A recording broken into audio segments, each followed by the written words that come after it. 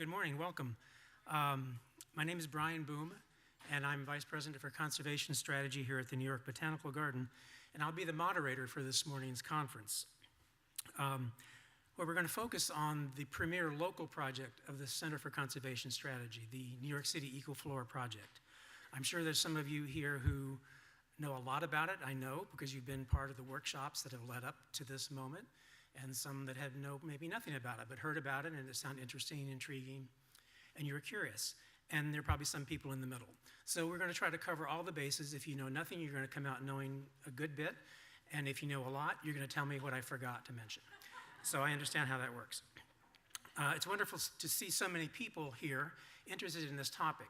I have to tell you a little story. A couple of days ago, my colleague Daniel Atha and I, who been working hand in hand on this project for, well, at least more than a year, really, were interviewed by an Associated Press reporter about the conference and about the project. So we were doing this interviews, and he said, tell me what is the most surprising discovery you've made in the course of this project. So I thought, he was looking for a great quote. And I was thinking he's looking for a new invasive species, a rare thing that had been found, some kind of like botanical exuberance. When we thought about it, and we said, I think the biggest discovery was how enthusiastically we've seen New Yorkers respond to this challenge, how much they want to get engaged. And that's what I see in the room today. And we've really been blown away with, we put out calls for people to get involved as citizen scientists. They sign up, they go to Clay Pit Pond State Park in Staten Island, they go to Brooklyn Bridge Park, they go to all these places that we have had numerous events over the past year, and you're going to hear about those today. So that is my biggest discovery, how pleasantly surprised we are with how much people are engaged. So that's really great. And you'll be hearing more about all the citizen scientist activities later on. So now let me quickly review with you the agenda so we don't get too far behind. Now, we don't have printed agendas because we're conscious of too much paper waste, and we're trying to be sustainable, as is the garden's one of its central missions. So let's just use this image here, and I'll show it again later midway so you don't have to remember everything. So we're going to start out with a welcome by our president and CEO. And then we're going to have a keynote address by Dr. Tom Lovejoy. Following that, I will talk about the EcoFlora project, kind of an overview, what I probably could have called the origin and evolution of the New York City EcoFlora project, and then segue into an announcement about a new publication called State of New York City's Plants 2018. Then we'll have a 20-minute break, more coffee, bathroom break, networking, and back here at 11:20, and then we'll have Kelly O'Donnell talk about her work in BioBlitzes and McKelly Honors College, particularly the New York City Nature Challenge, which she heads up for New York City. Let's see, then we're going to have Daniel Atha talk about citizen science. He's the fellow I mentioned, my colleague here at the Garden, who's really headed up the citizen science component of this project, and many of you know him well. And then we're going to have Susan Hewitt, who is here to talk about her experiences as an amateur. She's an amateur malacologist, actually, but she's made the transition to plants, so I give her tons of credit for that, and wish more people would do that. More zoologists would make the leap. So we're going to hear about her. She's a power user of iNaturalist, a real hero among iNaturalist users, so you're going to enjoy that. And then Daniel Atha and I are going to present some awards for people who have made certain achievements that we'll describe to you later over the past year. Then we'll conclude and have a reception and more networking. So that's the overview.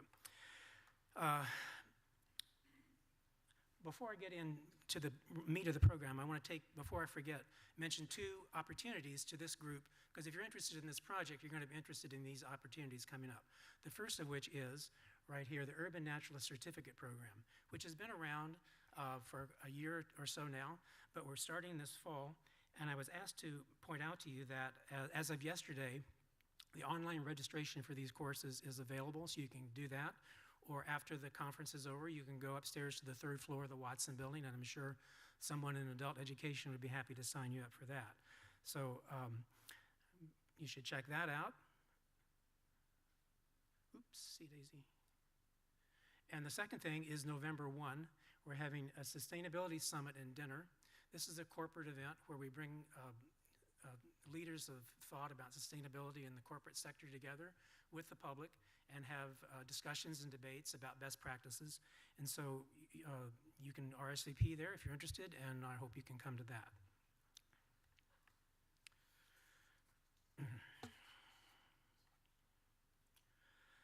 So let's get into the program itself. Carrie Rabora Barrett was on July 1 this year, became the 9th president and CEO of the New York Botanical Garden and the first woman president of the garden in its history. Yes.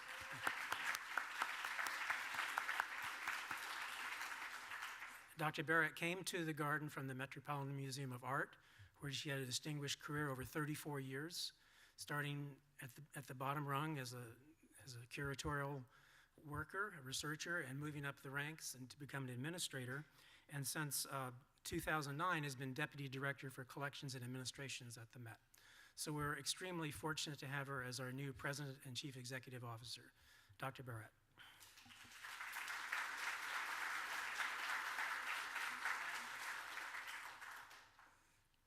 I have my notes. Good morning, everybody.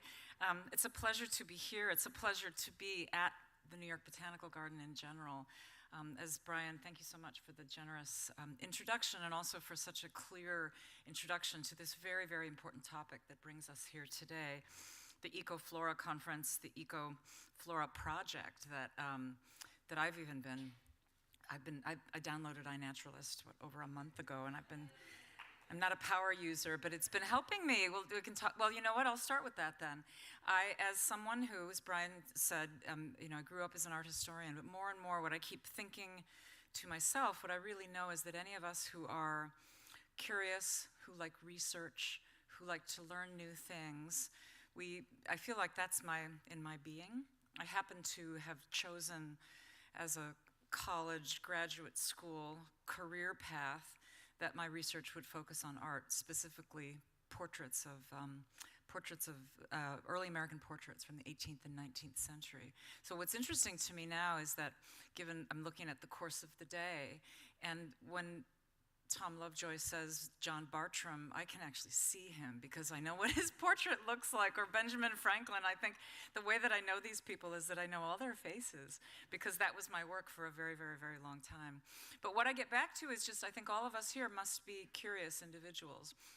Some of you have huge, huge, huge horticultural, gardening, plant knowledge. Some of you are experts. Others of us, including myself, are people who have gardens, people who walk through the woods, people who walk down paths on your way to a lake on a summer day, and are abundantly now, I speak for myself, wondering what are those things. And especially in my case, I weekend at a teeny little community in the Putnam Valley where all the talk over dinner every single night is what's native and not native, what's invasive, what's not, what should I be pulling, what do I do with that barberry in my backyard, and the iNaturalist app has helped me immensely, and also it develops a community because the way you then it identifies a plant for you, and it also says somebody nearby also saw this, and you can find out who they are.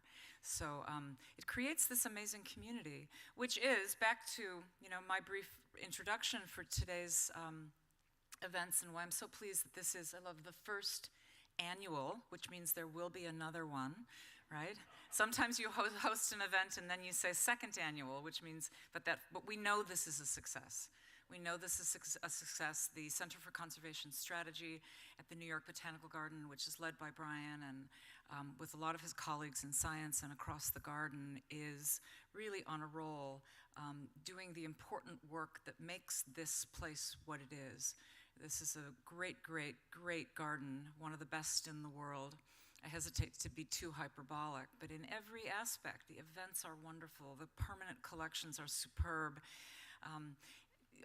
People come and eat lunch and they wander and they have fun. Kids can run around. But what is really any institution, any not-for-profit or any cultural institution that can say that about itself really has to recognize that its strength comes from the research component that underlies all of that, that most of the public never even see. If you come to the orchid show, it may take 2 or 3 visits or a really curious mind to actually understand that the reason that is such a beautiful exhibition is because there is a basis in research about that kind of biodiversity.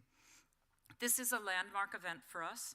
And while we're the host, we are delighted to be the convener. I want to thank our multiple partners and individual stakeholders, a lot of you, citizen science, a lot of individuals who might not have even known that they were part of a project, but we have created a community together.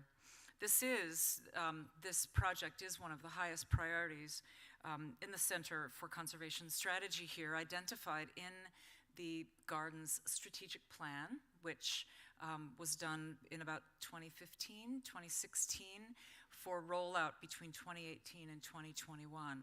That plan, which I won't, tedious to mention everything in it, names a lot of projects, large and small, but the projects in the science are fascinating because they connect us to the really bigger issues. Some of the issues in a strategic plan, if you all would know, are, earned revenue, how do we keep this place alive, what's our visitor experience, a lot of things that are important to us.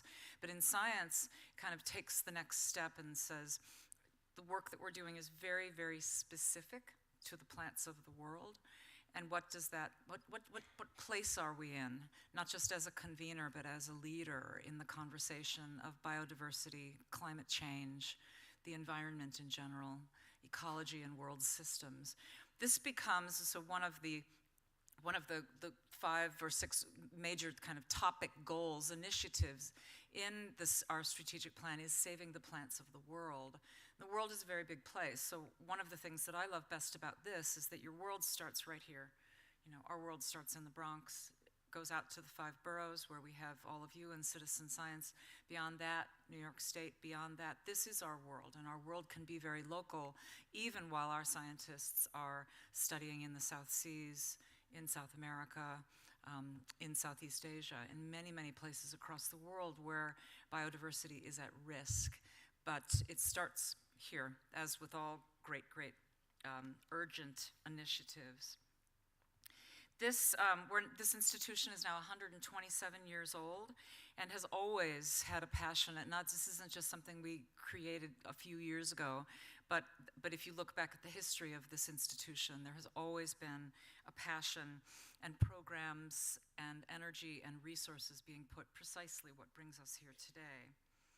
I want to mention just a few examples of things I'm noticing. I'm going to say again that I've been here for 1 month and 2 days. But I've been a lifelong visitor to the garden. I spent a lot of time here this spring in a concentrated way, knowing that a job like this, which is a big job, it's a job with a lot of responsibility, starts the minute you say, thank you very much, I accept. I've met a lot of people, I've wandered the campus, and I'm interested in seeing how a program like this, we create these buckets, right? So within this EcoFlora bucket, there is the Urban Naturalist Certificate Program that Brian just talked about, which is a huge success, and if any of you have time or are interested in exploring the city of New York with us, I encourage you to sign up. There is the Sustainability Summit and Dinner. This is the 2nd time we've done this. It's a corporate event, which is an interesting place for us to be, but it recognizes that the great corporations, this year it's JetBlue, Bank of America, Blackstone, a couple other people from the corporate sectors. We are then the convener and actually a little bit the instigator of a conversation that's saying this corporate America, big industry, is kind of the largest threat to the environment. It also means that they're the ones that can solve it. We can be instigators, but the real turn in our world has to come from the corporate industrial sector. Otherwise, there will be dyes in every river in India and all of that. We won't get into that today, but by bringing together chief sustainability officers at major, billion-dollar corporations, we invite them to the table as the convener of a conversation that says, what can we all do together? And encourage them to do good work. A little more than a month ago, our Edible Academy opened. The Botanical Garden has long had a children's or a family garden for day camps and school kids in the fall, but nothing that would allow that program to take place all year round, so that means indoors. and it was not big enough. What we've created then, solving two problems, indoor facilities and much, much larger.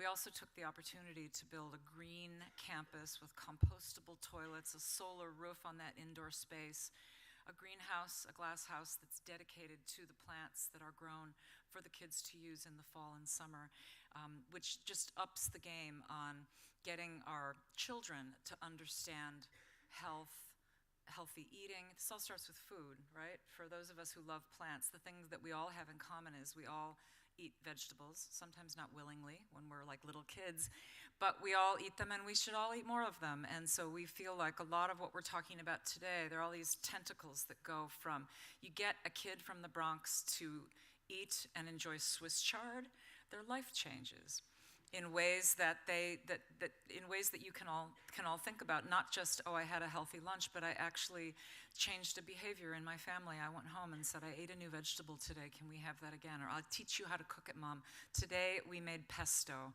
I was at the camp last week. The kids were dying with turmeric and beet juice, the most beautiful orange and deep red colors, and they were making pesto out of basil and pine nuts. With learning how to use food processor, but actually growing the basil, picking the basil, and making it into something that was purely enjoyable.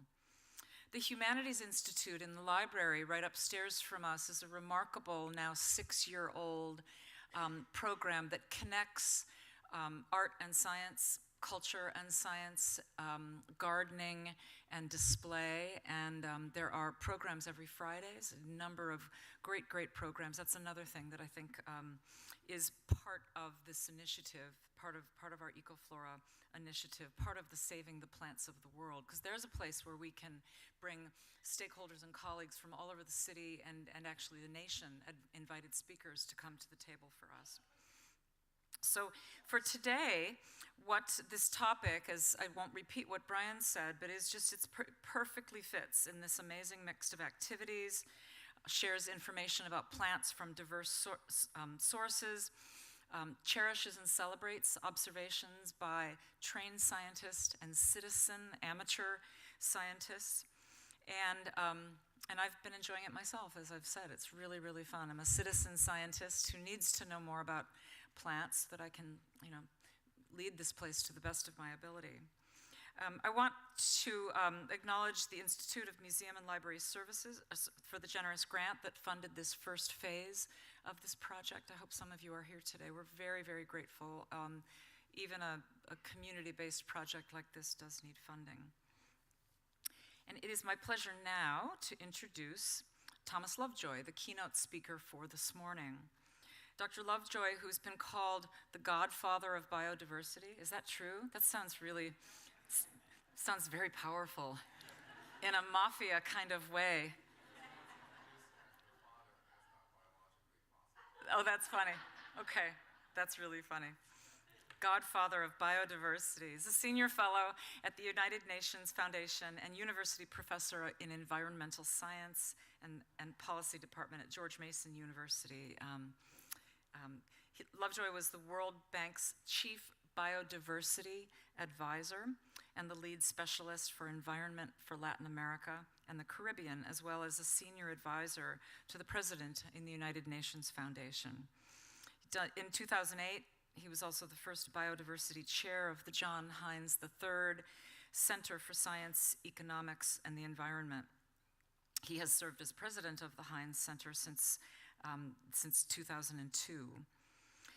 Lovejoy introduced the term biological diversity. Now, it's funny when something that has become almost a household word, especially for those of you who are here today, that you think there was a time when the term didn't even exist, or there was something in our natural world that had to be defined in a way that it would require a new term.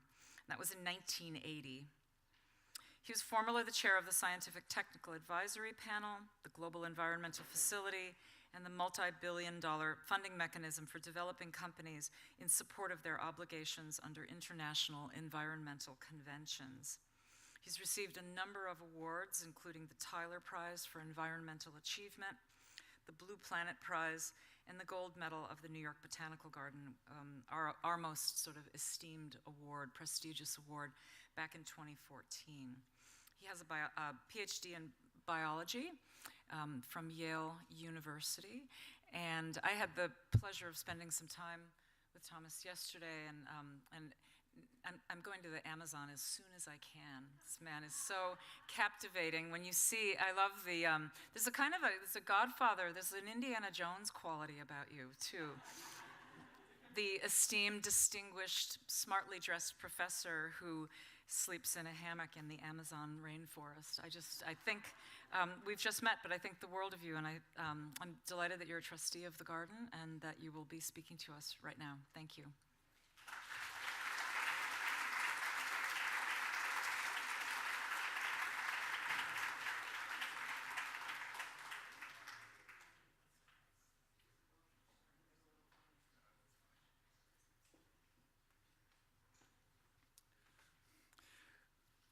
So for the last 2 or 3 springs, I've been asked to come up from Washington for my grade school's Biodiversity Day in Central Park. And one of the real treats of all of that is Daniel Atha's involvement with that, and the chance to check in with him every year about the state of progress of the inventory of the botanical diversity of Central Park. So it's a particular treat to be here for the first annual EcoFlora conference. And I thought I'd talk a little bit about some history of botanical gardens, which I think actually relates very much to what we're trying to do, all of us, in the EcoFlora project. So the first botanical garden in the United States was in Philadelphia. Started by John Bartram. His son William was very involved with it. And it was not particularly surprising that it was in Philadelphia, because in the 18th century, Philadelphia really was sort of the intellectual capital of this country. But the actual story about these gentlemen is quite fascinating. So that's John Bartram, obviously enjoying some botany. This is his son, William, obviously much more of an establishment figure because it's an oil painting, right? And this is another version of William. And they started their botanical garden around 1725, 1730. But the story of what led to that, I think, is the most important part of what I want to tell you about today. So, John Bartram was basically, at best, a semi-literate farmer in 1720s into 1730. And as the story goes, he was out plowing one day, and he decided to give his mule a rest. And while the mule was resting, his gaze just fell on a flower with some kind of a composite daisy-like flower. And it literally, as we say in the 21st century, it blew his mind. I don't know how he said that in 18th century, but it totally blew his mind, and he decided right then and there that he wanted to become a botanist. And that meant, of course, that he had to become literate. But because botany was conducted entirely in Latin, he also had to become literate in Latin. And so it all came back to that extraordinary moment when he opened himself up to the wonder of looking at a particular plant. And he was good friends with Franklin. Franklin was very interested in botany. Botany was sort of hand in glove with medicine in those days. Most medicines were actually plant-derived. And Franklin actually interceded on John Bartram's behalf and got him appointed royal botanist for the colonies. So father and son and other members of the family sort of built up this botanical garden in Philadelphia. You can still visit it today. It's nothing like has succeeded it in New York, either the one in the early 19th century that I've just been learning about, reading this wonderful new book called America's Eden, about the physician botanist who was a good friend of Alexander Hamilton. So you can actually go watch that on Broadway right now. His name was David Huzik, and I'm not pronouncing it right. And he just, he was really interested in plants. So he built up essentially the first New York botanical garden, which no longer exists, and of course is utterly eclipsed by this wondrous place where we are today, which is 127 years old. So being very grateful to Franklin, the Bartrams were exploring in a watershed in the state of Georgia, the Altamaha River drainage, which ironically is the river drainage in which my father was born, although he came to New York at the age of 6. And they found a stand of small trees, late summer blooming small trees, which today is known as Franklinia. And it's called the Franklin tree. It was named in honor of Franklin because of his interest in botany and what he'd actually done to advance the career of the Bartrams. So that tree, by the way, has basically never been seen in the wild since 1804. It exists only in horticulture. And it's quite a beautiful tree, and I just recently planted one in my own backyard because they're a great thing to have blooming sort of at this time of year. So why am I going on about the Bartrams and Franklinia and Ben Franklin and all of that? It's because that ability to be excited, to have fascination ignited by looking at a single plant, which is what started John Bartram, but that exists in every single human being. And when you do that, you become not only interested in botany, you become interested in the conservation status of plants and the whole issue of sustainability of the human population as we soar into the 21st century.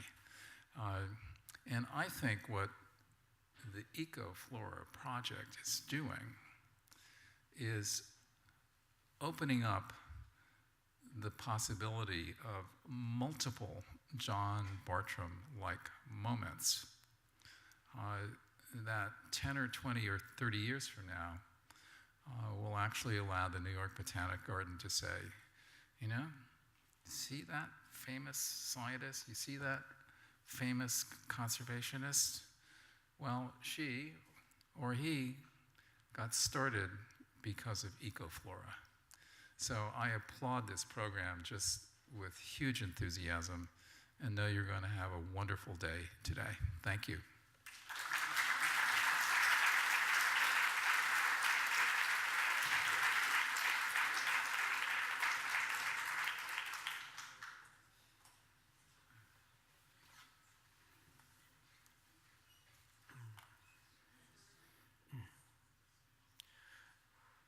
Well, thank you, Tom, and that's a great idea. Let's hope for many John Bartram moments in the EcoFlora. It's a great story. Thanks so much for giving it to us.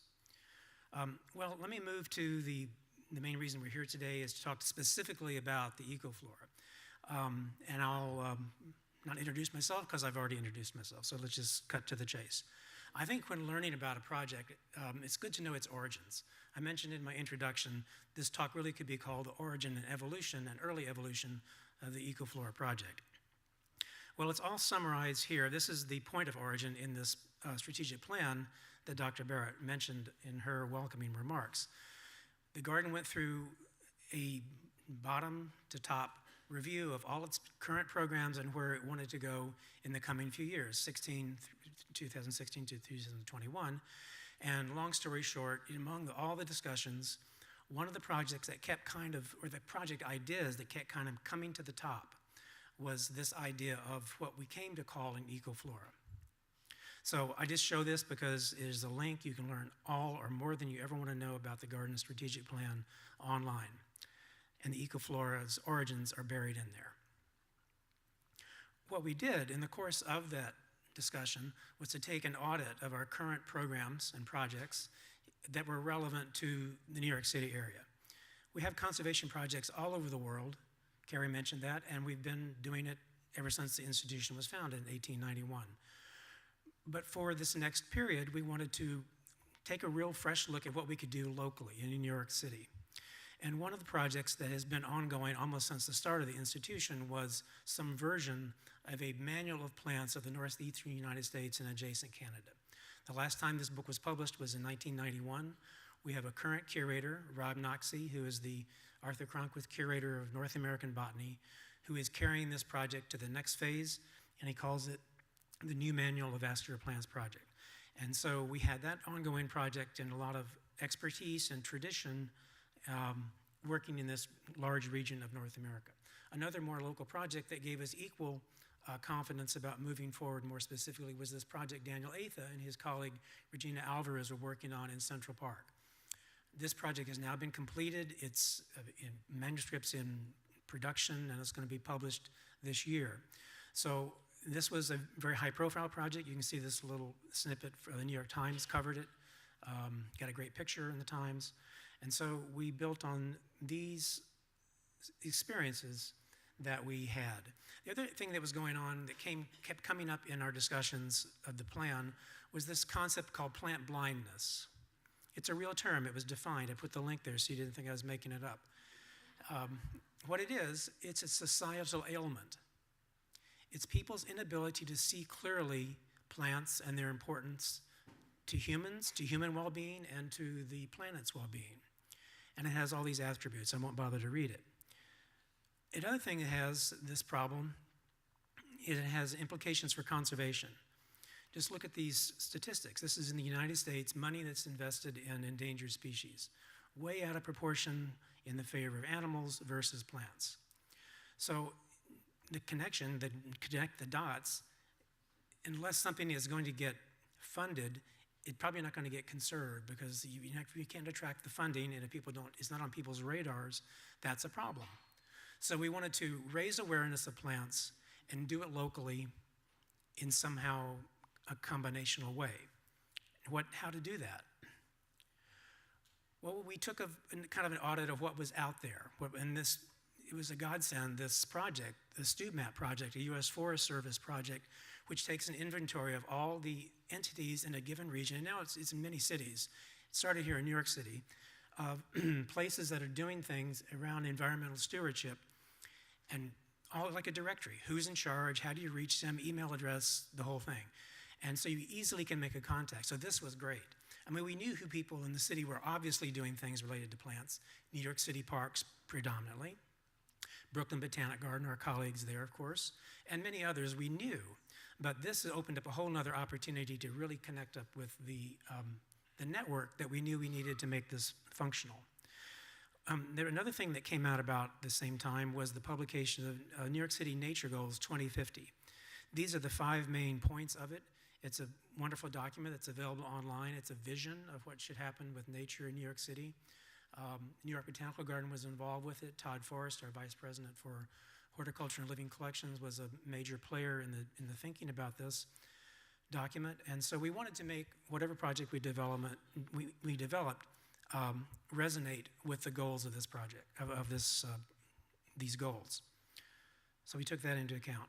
The real breakthrough was we found online in the course of our thinking, the British invented gardening. If you don't believe that, ask them, they'll tell you. Well, they also kind of invented the EcoFlora, although they called it the ecological flora of the British Isles. So in the 1990s, they got this thing going, and it is a database of the naturally occurring plants of the British Isles. And so you can search on ecological and morphological characters and learn all about the connectivity of plants there. So that was we said, we can do that. We need one of those in New York City. So long story short, we learned what we could from that, but we knew we needed a 21st century version of it. This was sort of an antique. I mean, it's, as a database, it's still there and very good, but we took it as a starting point. So what is the EcoFlora as we came to define it? So as Carrie mentioned, we got a nice grant from the Institute of Museum and Library Services that got us started, and we got started. So we had 3 workshops. Many people in this room were part of those, and thank you for that. In the last summer, we had a pilot program in the Fame Family Forest of the Garden looking at 30 species of plants using volunteer interns to prototype what kind of observations could a volunteer be reasonably expected to make and not get frustrated with trying to make them, and also contribute somehow usefully to the overall effort. So we did these workshops, we did the prototyping, and we started engaging programmers who could help us in figuring out how to organize all of these kinds of data into one happy, easily accessible place. So just to state what's been up on the screen there, the ecological flora and EcoFlora is a database of naturally occurring species and their relationships with other organisms. You can see the little icons we're showing of the smart devices. Technology plays a big role in this, as you'll see. It's basically an enabler of what we were able to accomplish. And what it does is it combines knowledge from the scientific literature and from herbarium specimens with real-time observations. This sounds like an obvious thing to do. Of course you'd do that, but it really hasn't been done. You know, that's sort of a novel thing, and actually one of the biggest challenges. And finally, it's going to be a model, we hope, to be emulated across the country, around the world, in other urban areas.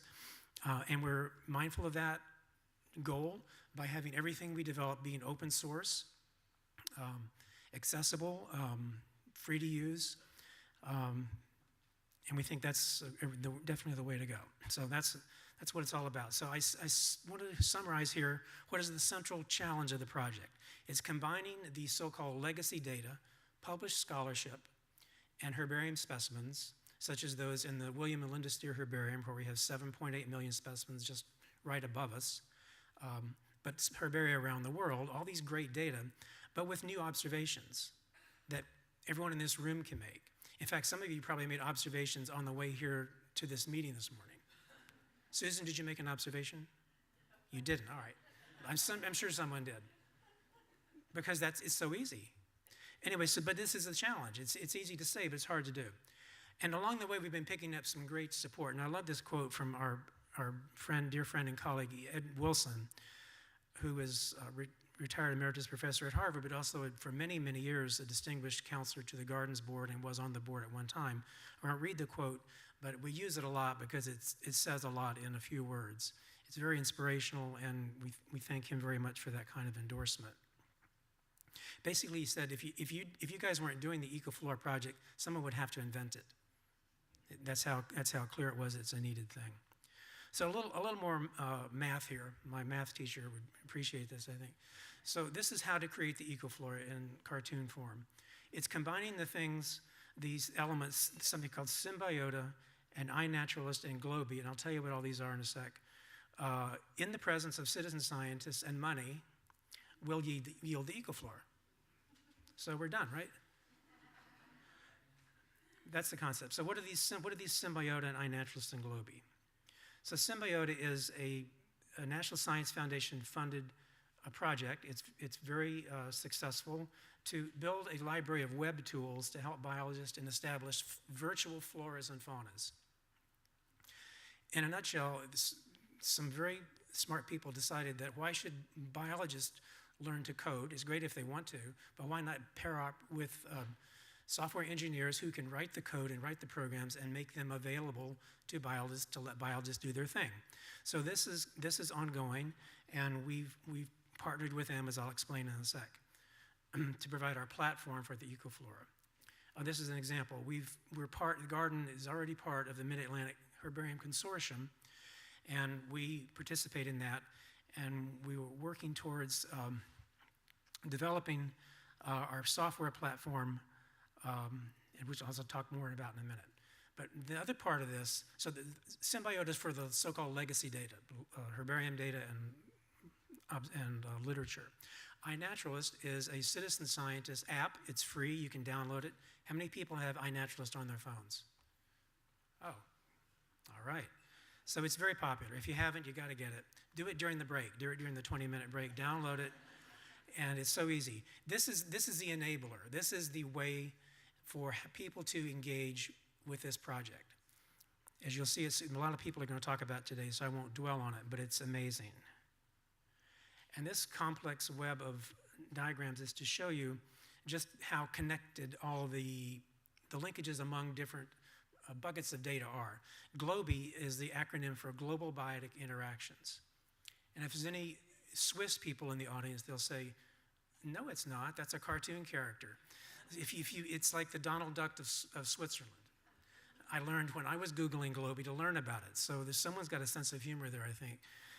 But what it is, it's a tool that prowls digital literature and captures occurrences of published biotic interactions. And you can go online and you can learn about the oak tree interacts with fill in the blank, insects, birds, whatever, push go, and out come all the references. It's another godsend for the project because we were worried how to possibly engage with these diverse interactions that were buried in deep literature somewhere in some library. So you put all these things together, and we had the beginnings of what we call a preliminary checklist. Daniel Latham, my colleague, put this together, and just very quickly, it's a flat list, organized as only botanists would love to organize something. It's not very user-friendly, frankly, but it's very functional to get us going. It was a way to organize this information.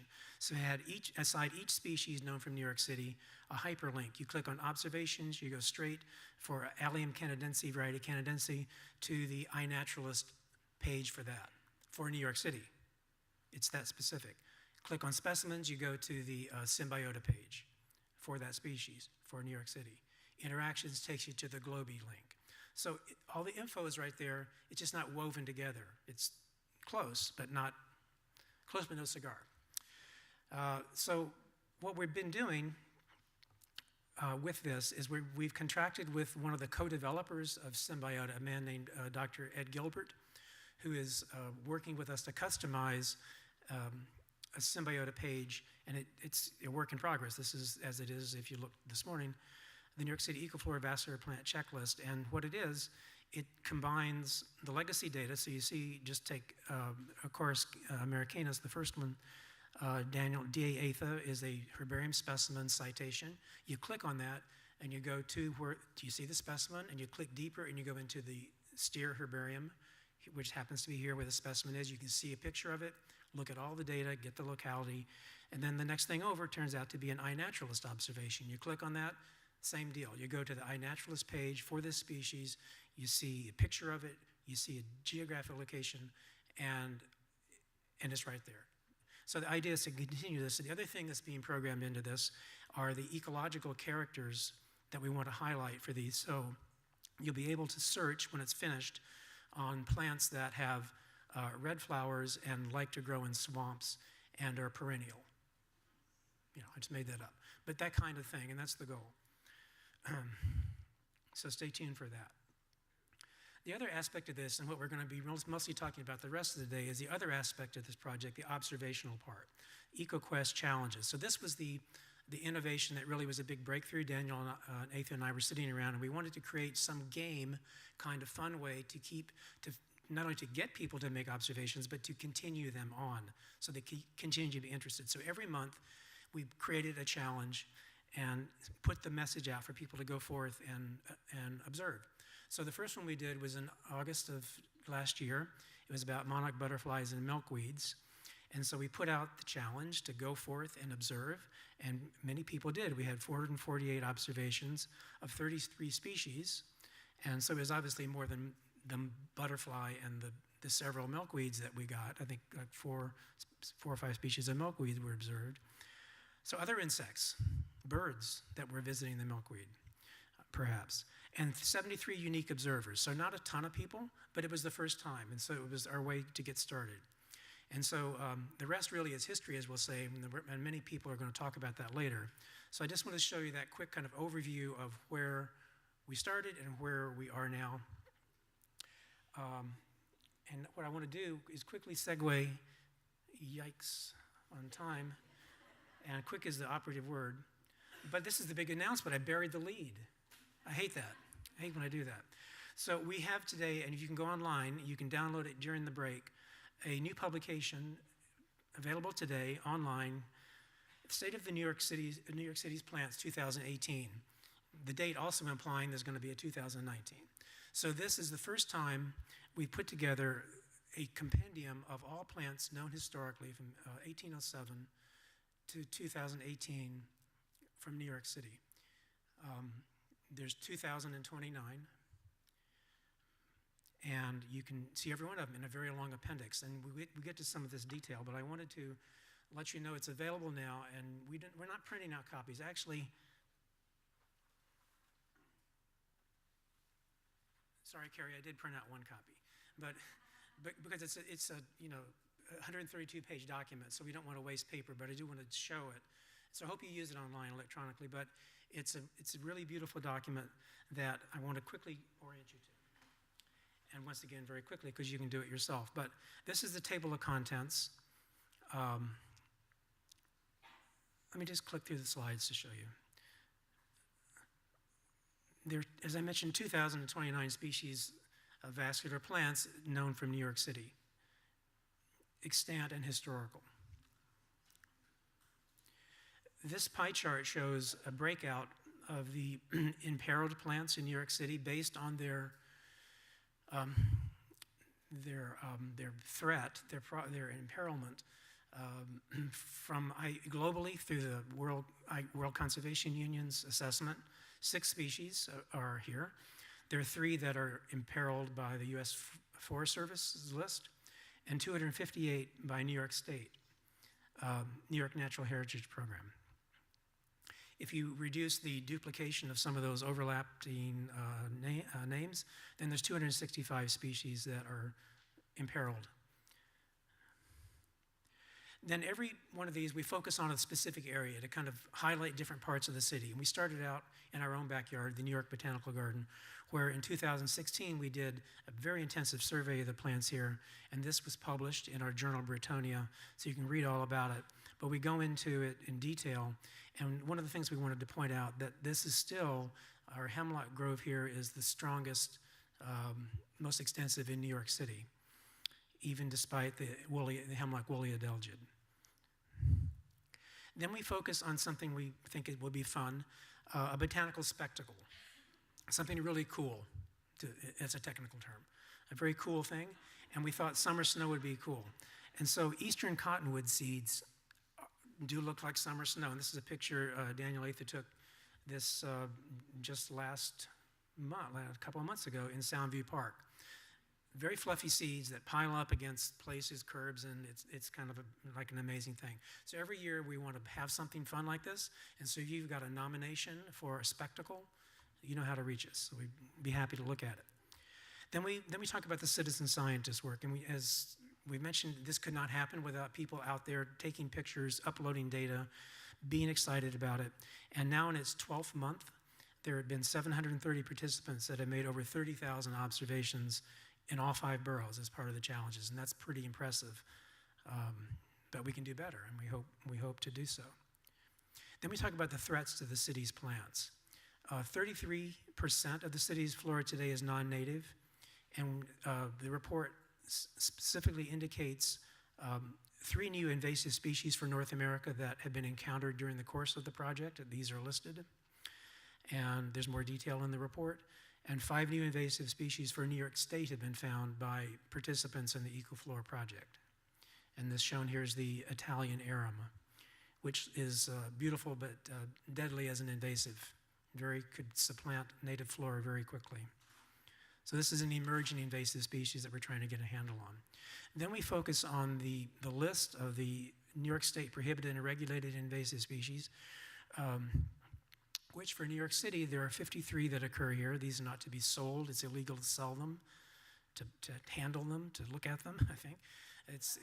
These are really nasty plants, and we bring highlight to those. And then finally, the meat of this, the big appendix, is the checklist of the spontaneous vascular plants of New York City.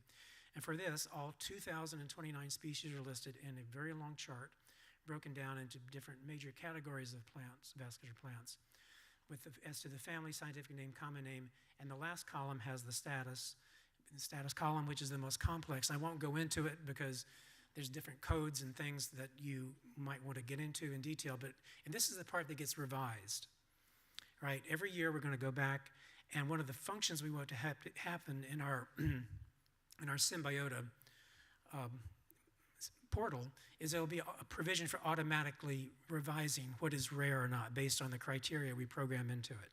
So you can go and see what's the status right now. What we started with were the ferns. Daniel went through and just did the ferns, which represent only 3% of the city's flora, but he cataloged what exists in terms of the ferns and the percentage that are historical, and there's 30% that are thought to be no longer existing in New York that have since been, that were once found, rather.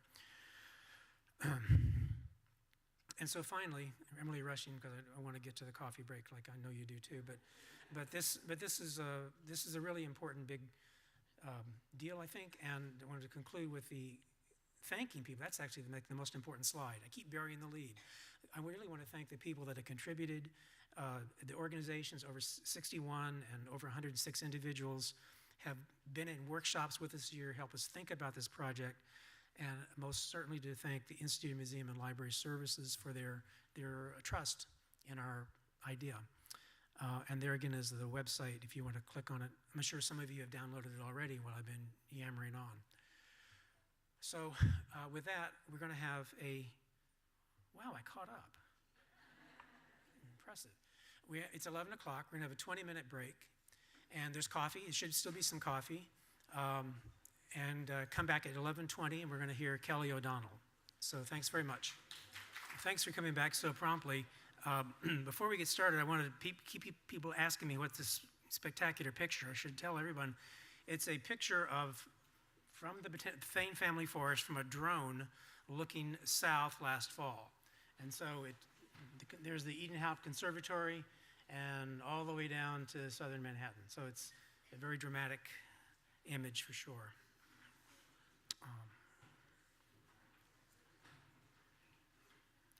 So just to review where we are going, we're now finished from the break, and we're back for Kelly O'Donnell's talk on City Nature Challenge for 2018, and then the other items that you see. So we'll try to keep on schedule, and with your help, we will. So Kelly O'Donnell is a plant evolutionary ecologist who's interested in plants that survive and thrive in the urban environment. As Director of Science Forward at Macaulay Honors College, she oversees a new type of undergraduate science seminar that helps students to see science as a lens on the world, a way of approaching questions and challenges. The courses focus on the critical thinking skills that you can use across the scientific disciplines, which Dr. O'Donnell and her colleagues have summarized as the science senses. Additionally, she has organized the New York City branch of the City Nature Challenge since 2017. Prior to her current appointment at CUNY, Dr. O'Donnell was a postdoc fellow at Columbia University. She received her PhD through the Department of Ecology and Evolution at Stony Brook University. Kelly?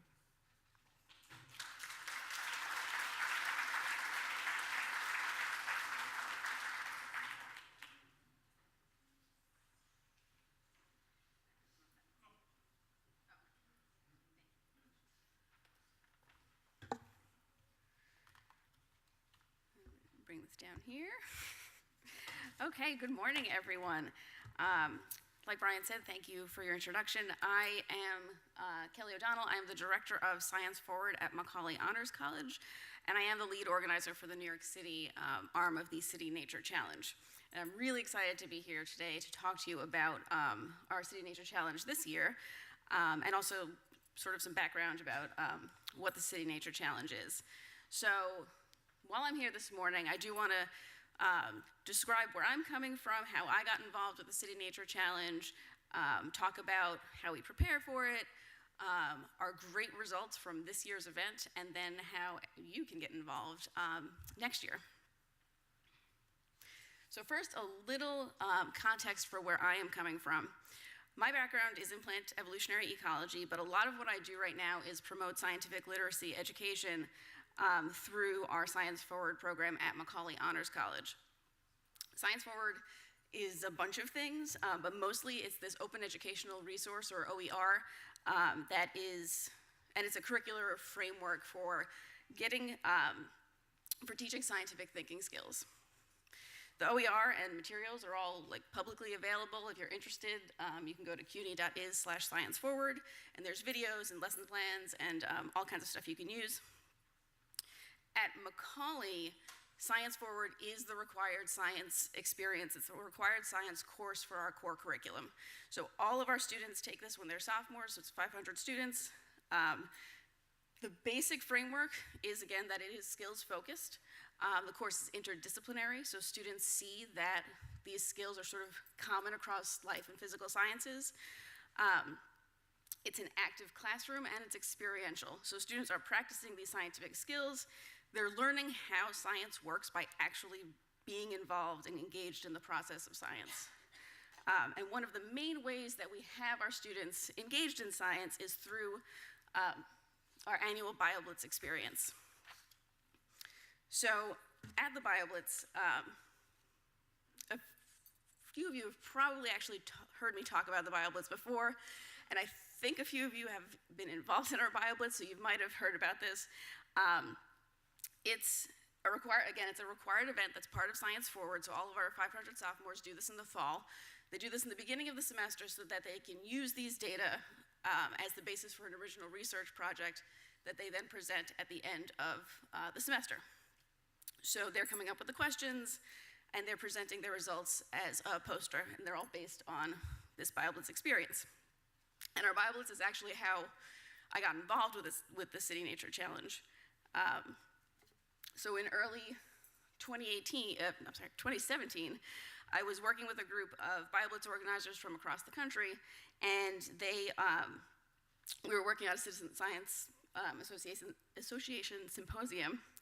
And in that group of people were people from the California Academy of Science, which is where iNaturalist lives now, and the Natural History Museum of LA County, which were the first two cities to do the City Nature Challenge. And so a bunch of the organizers were getting their cities involved, and I was like, let's do New York City. So in 2017, they wanted to go national, so we had 16 cities, including us. And the goals are always, and then this year we went international, so we had 69 cities across the globe. And cities, because we did include Palmer Station in Antarctica, just to include them. So the goals are always the same. So the 3 years, the goals are to celebrate urban biodiversity and to get people to be outside, noticing the nature around them, even though their first impressions might be that they live in the city and everything's paved over, and there's still a lot of nature here. So those are always the goals for the City Nature Challenge. The way that we collect the data for the City Nature Challenge is through iNaturalist. So you've heard some of this already, and many of you are users of iNaturalist, so you do know this. The City Nature Challenge basically wouldn't work without the iNaturalist community. So it is this free mobile app. It's a tool for citizen science. It's also a community of users, and those users are really important to the way the City Nature Challenge works. So there are observers, and then there are also observers who also do a lot of identifications. And both of those are essential to the success of the City Nature Challenge. So the basic way that the challenge actually works is that it's divided into these two time periods. And they're kind of overlapping. So there's the observation period, which is what people formally sort of think of as the days of the City Nature Challenge. Those are 4 days. And then there's the identification period that happens after. So the observation period is 4 days long. This year, it has always been in April. And any observation made during these 4 days, as long as you're standing in the boundary of your city, gets automatically uploaded to iNaturalist and counted in your city's totals. So you can actually be accidentally involved in the City Nature Challenge if you happen to be using the app while you're standing in the city during those 4 days. You might not even know it. But everything is getting gathered together. So, and basically for a new user, it's really easy to get involved. You have to download the app, which is free. You use it to take a photo, and then you share it with the community, so you upload it. All the observations are geotagged and timestamped so that you can actually upload them after this observation period, as long as they were made during the observation period. And one of the questions that I'll get asked often by new users is, well, what if I don't know what I'm looking at? Can I still make this observation? And the answer, as many of you know, is yes, because one of the great things about iNaturalist is that it's there, and there's a community there that will help you identify what you're looking at. So you can just upload whatever without an ID, and someone's going to step in. And that's what happens during the next 3 days, during the identification period. This is time set aside before the announcement of the final total, where the community is helping to get species IDs. So this increases the city's species counts. And this can happen while the observation period is happening, but these days give the community a chance to sort of catch up.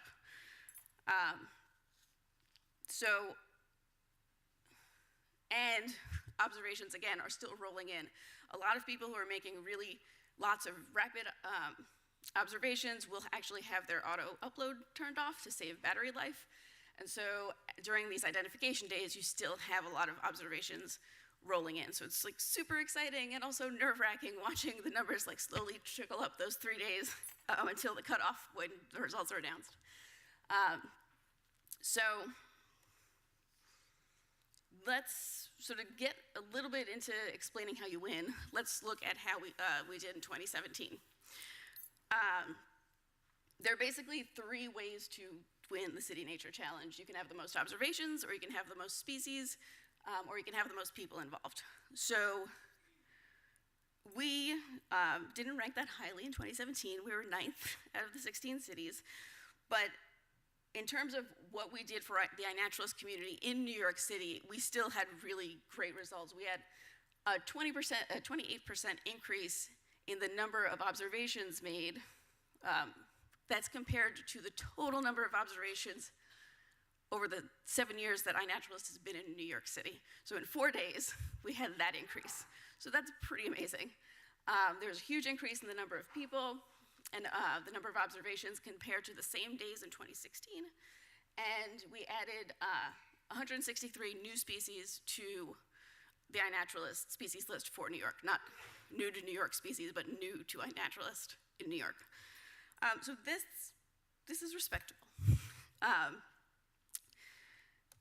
But what I really wanted to focus on this morning was this year, because this year was great. There's a lot of involvement of the EcoFlora project, and so I just want to expand on this. The goals are the same as before. Like I said, celebrate urban biodiversity, get people to be thoughtful about nature in the city. Additionally, this year, we had an education goal. So we wanted to make it easier, we wanted to make an easier on-ramp for teachers to integrate the City Nature Challenge into their courses. Because it is a really good opportunity to get people outside and appreciating nature, but also get them collecting data like we do at our BioBlitz to actually use in class and to promote scientific literacy. So we wanted to do that. And then something happened weird with my slide here. to improve on our 2017 results. We definitely had that as a goal in New York City. And we also wanted to have participation that's supposed to say across all 5 boroughs. So make sure there's events and participants across all of the city. So before the challenge, we had a lot more lead time in 2018 than we did in 2017, which was great. So we started planning in the fall. There was a lot of active recruitment of community groups and the Parks Department and conservancies and schools to get people to organize their groups and bring them out during the days of the City Nature Challenge. At the same time, I was on the educational working group to build the educator toolkit that is on citynaturechallenge.org. It has these basic sort of getting started and like bringing students out and using iNaturalist. And these are really great, not just during the City Nature Challenge, they're good whenever you want to use iNaturalist in your classroom. And then we also had a series of curated activities for different grade bands. So a bunch of educators got together and sort of picked a sequence of activities where you could have like a module that integrates the City Nature Challenge. There's also some for informal education too. There was also a lot of training and iNaturalist preparation that happened before the City Nature Challenge this year. So I was doing iNaturalist workshops sort of indoors. I had a bunch of Macaulay students that were going to volunteer as iNaturalist pros. And these would be the students that would come to the events we were planning and they would have they had additional training to get new users onto iNaturalist, to troubleshoot. And they use iNaturalist at the BioBlitz. So our students already have sort of an experience with it, and so they just need a little more to get them to that pro status. There was also, one of the biggest differences between 2017 and 2018 was the involvement of the New York City EcoFlora project. So during the 2 months leading up to the City Nature Challenge, Daniel Atha was leading these 2-hour, here he is here, 2-hour mini challenges. They did one in each borough, and this was getting people out using iNaturalist in the field like they would during the City Nature Challenge. So here was a chilly day at Oakland Lake in Queens. So then the challenge happened, yay. We had lots of participation from all kinds of people. Residents, commuters, families, schools, clubs, organizations.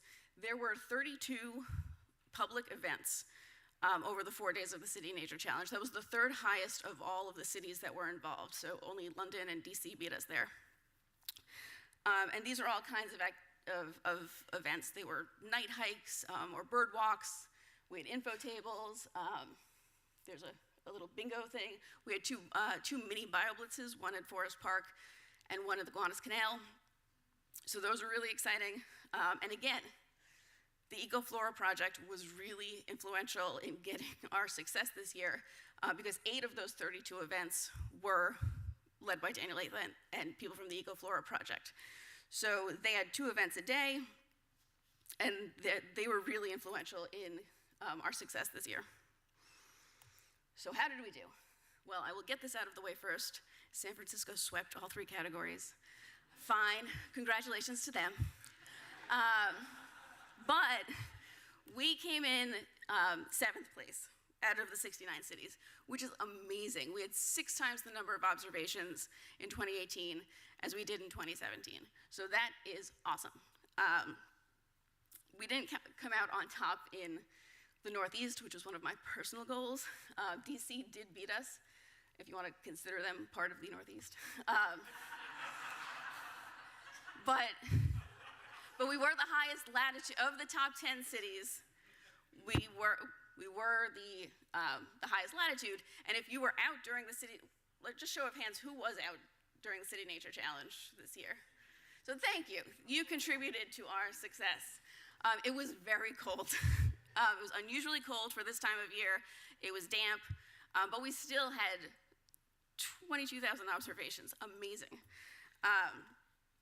And another sort of global perspective, this is historic use of iNaturalist since iNaturalist started in the number of observations. Oh, that was supposed to be covered. The number of observations per week. So you can see that the City Nature Challenge this year was the top week for logging observations in iNaturalist, and it peaked in 2017 during the City Nature Challenge, and it even peaked in 2016 during the City Nature Challenge when it was only 2 cities. So this is having a big effect. An interesting pattern, I mean, I know n equals 3, but the activity doesn't really go back to the previous average after that peak. So people are staying on iNaturalist. Hopefully a lot more people are being thoughtful about nature, so that's a really great result. And I would like to point out another New York victory. The top observer for the peak week was Daniel Atha. So congrats to him. So part of this is blocked. He did not make almost 400,000 observations. That is the total of everybody on iNaturalist, but he was the top user. Oh yeah, okay, there it goes. So getting specifically to New York, like I said, we had 22,000 observations of 1,400 species and about 500 people making those observations. Okay, great. Well, our next speaker, you've heard his name several times this morning already. I've mentioned it, Daniel Atha. He's the Director for Conservation Outreach at the New York Botanical Gardens Center for Conservation Strategy. Daniel has an amazing career as a botanical field worker. He is collected in all 50 United States, as well as Mexico, Belize, and several states of the former Soviet Union. His work is focused on 3 areas generally through his career: floristics, which is knowing where plants grow in a particular region; taxonomy, which is how to tell one plant from another and what to call it and what it's related to; and finally, applied botany or economic botany, which is how plants are used by people. In the area of floristics, he has published with colleagues a catalog of the plants of Belize and another of the spontaneous plants of the grounds of the New York Botanical Garden. And he has in press a publication on the plants of Central Park that he's done with his colleague Regina Alvarez and others. He's also the lead author of the report I mentioned earlier this morning that the garden is releasing just today, The State of New York City's Plants 2018. Daniel's efforts have also focused on documenting emerging invasive species. This is a very important topic, and in New York City, he has been very active in this endeavor and documenting such things as the incised fumort and the arum, the Italian arum, and both of these and other species are mentioned in this report that we issued today. Another current project that he and I are doing together is concerning the ashes of North America, the genus Fraxinus, and an invasive beetle, the emerald ash borer beetle, which is devastating ash trees across much of North America now, and we're trying to work to find a conservation solution through breeding programs. So we can hear more about that on some other occasion. Daniel's also taught anatomy and systematic botany courses at the Gardens School of Professional Horticulture, excuse me, and he served as an editor of the Gardens Journal, systematic journal, Britonia. He's also one of the best plant collectors the garden has. And as a testimony to this, when many of you maybe heard about the corpse flower, the Amorphophallus arum, that was flowering in the conservatory last year. Well, we had a camera on it. We were monitoring it 24/7. People could watch it flower. And when it did flower, it died. And we called Daniel to make the herbarium specimen voucher of it. And that's no easy specimen to make a voucher of, believe me.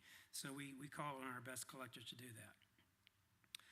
So nowadays, what Daniel mostly does is work with me on this New York City EcoFloor project. And his particular focus of it, although he's involved in all aspects of it, and what he's going to talk today about is the citizen science component, engaging citizens in New York City to look at nature and make observations. So without further ado, let me turn the podium over to Daniel Atha, who will speak on citizen science and the New York City EcoFlora. Daniel.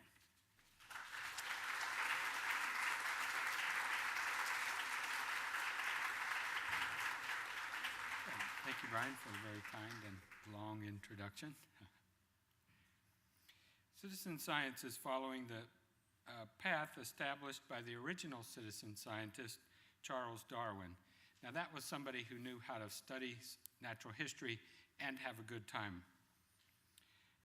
Speaker Susan Hewitt grew up visiting Darwin's home and with her grandmother, and brings Darwin's enthusiasm and curiosity to New York City. Darwin corresponded with professionals and amateurs all over the world, and he used the internet of the day, books and journals, to reach a broader audience. The same strategies are what the New York City EcoFlora project is what makes the New York City EcoFlora project sustainable and impactful. The numbers on the screen tell the story. Over 4,000 New Yorkers have made 115,000 observations of 5,020 species just here in New York City. Note the most observed species.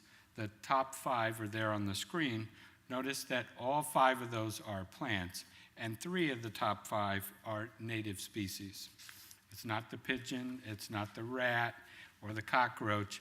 The top 5 observed organisms in New York City are all plants.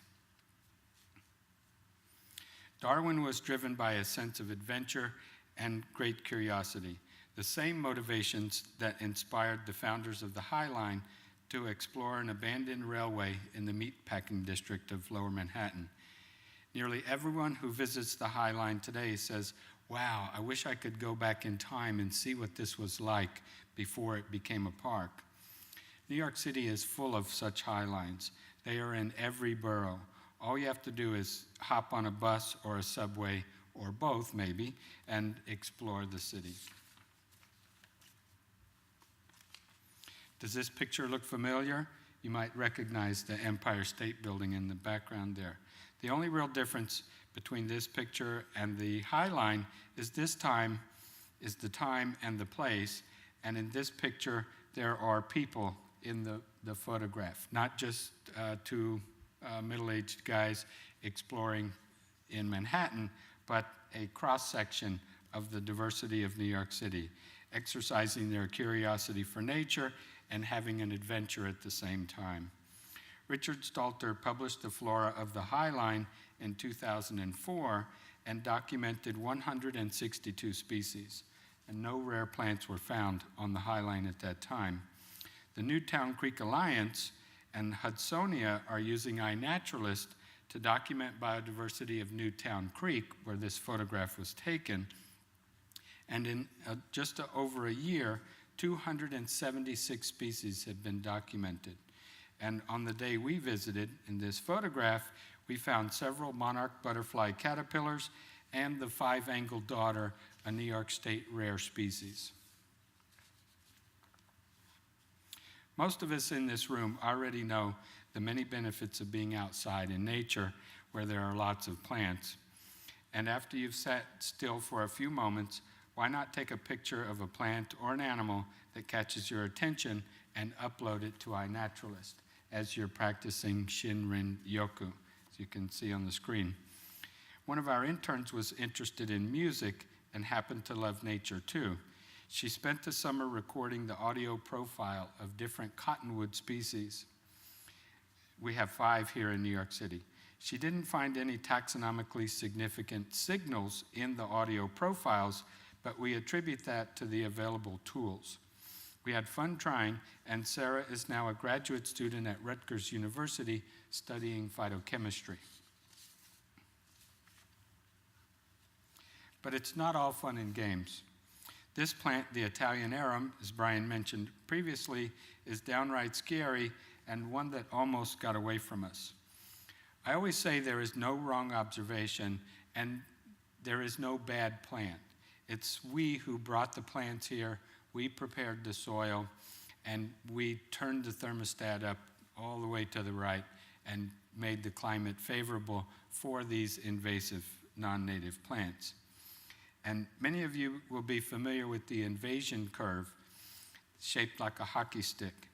After becoming established, the founding populations of these plants and a few outliers creep along in numbers, until suddenly their populations explode and eradication becomes almost impossible.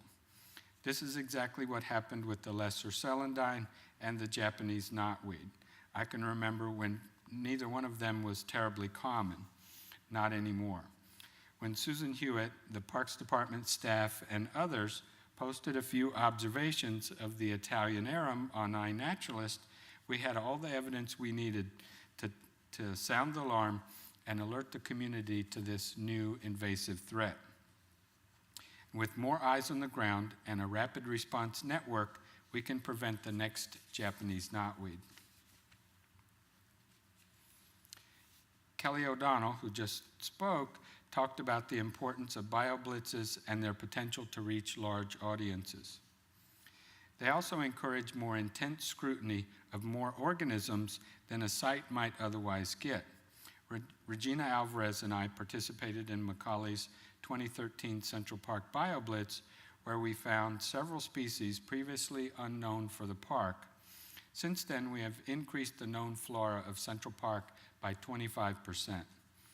During the 2017 Gowanus Canal BioBlitz, Zihao Wang and I found the Cuscuta pentagoda, the same one as we found at Newtown Creek, not far from the creek in several locations.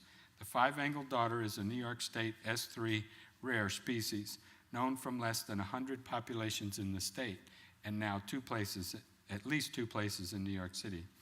Just a few weeks ago, the New York City EcoFlora volunteers found it along Newtown Creek during the Tracking Tree of Heaven EcoQuest field trip. We were looking for some way to engage everyone to participate in a BioBlitz-like event 24/7, 365 days a year. Our solution was the EcoQuest Challenge, a month-long focus on a particular plant and its ecological role. With basic information about the plant and where it is found, we empower the curiosity, energy, and a bit of competitiveness inherent in all of us. This chart shows the number of observations for each of the 12 EcoQuest challenges so far. The numbers are for observations made during that month of that organism or organisms. For example, the English ivy observed during the 28 days of February are counted for that EcoQuest challenge. If it was observed in January or March, it is not counted here, but it is important. Thinking we'd start with something easy that everyone knew, we were surprised to learn that not everyone knows what a milkweed plant looks like. Surprise! We followed that with a pokeweed, which was more successful. During that month, 118 unique individuals made over 1,000 pokeweed observations across New York City. As Kelly told us, the City Nature Challenge exceeded our expectations and showed the world that New Yorkers do love nature. What's the point besides getting people outside engaged with nature? We are learning important facts about the plants of the city. For example, during the May is for Mayapple EcoQuest Challenge, there were sightings all over the city, but none from Queens. We put out a call, and after a dedicated search, the Alley Creek EcoQuest Nature Club finally found a small population in Casina Park. Have we missed some? Perhaps, but we now know what question to ask and where to look. When we started the EcoFloor project in January 2017, I already knew a bit about the plants of New York City, but I knew almost nothing about the rest of the biodiversity, including mushrooms, lichens, insects, birds, and many other creatures. I was a botanist, not what you would call a true naturalist. But 18 months later, I can now recognize a milkweed bug, and I know that we have at least two kinds. Now I'm trying to tell them apart, and I want to learn how each one interacts with milkweed plants.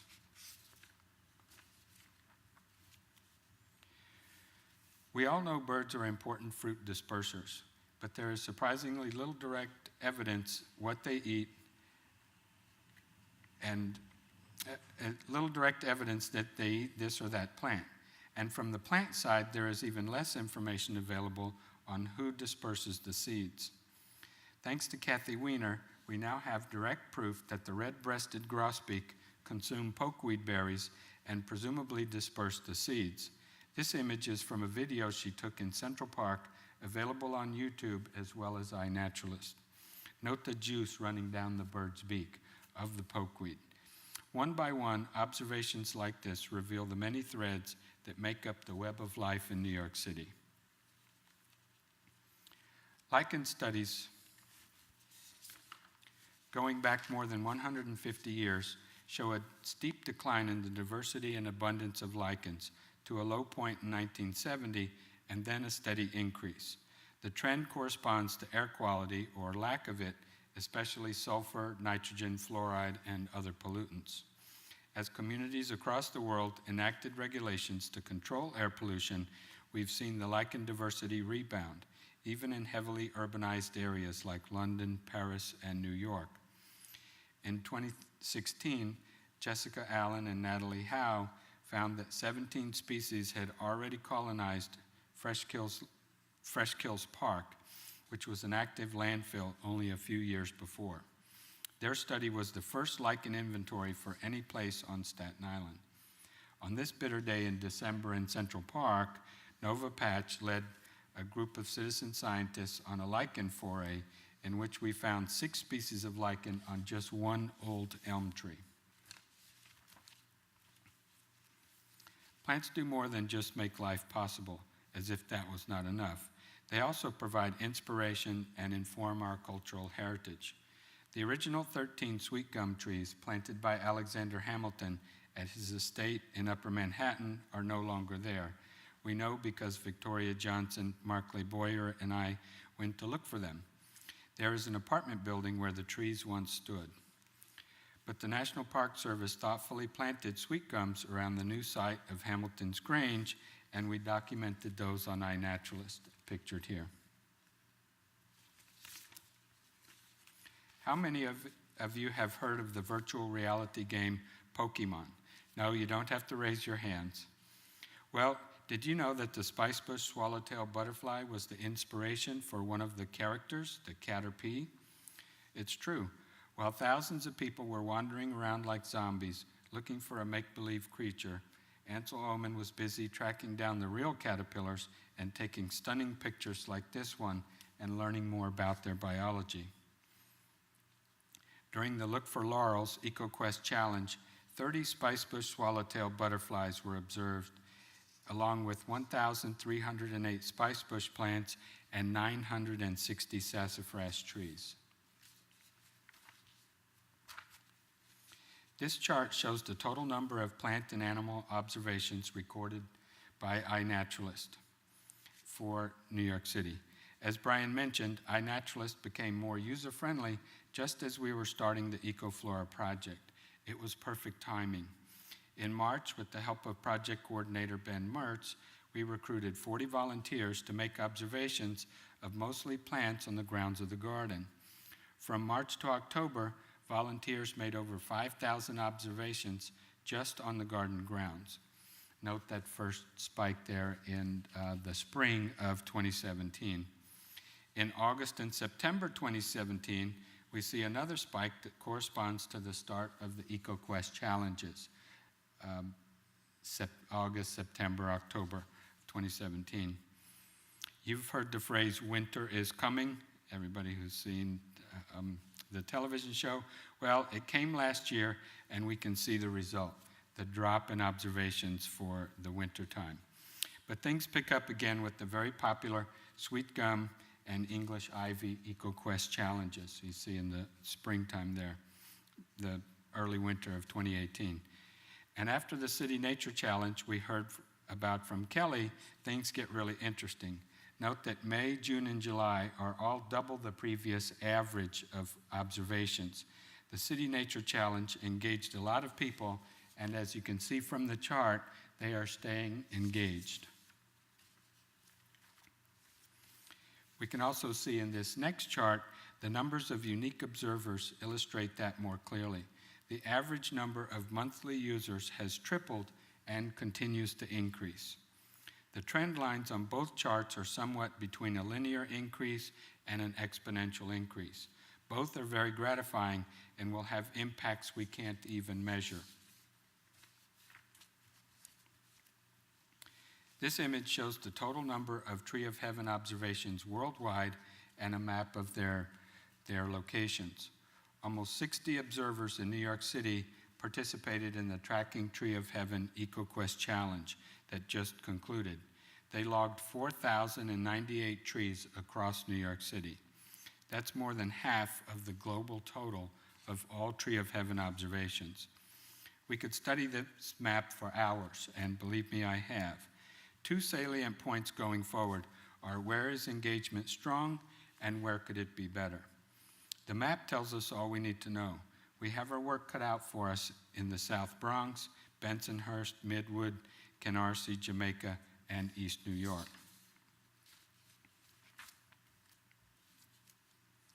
These are important issues. The city spent millions of dollars planting millions of trees to clean the air and improve the well-being of all New Yorkers.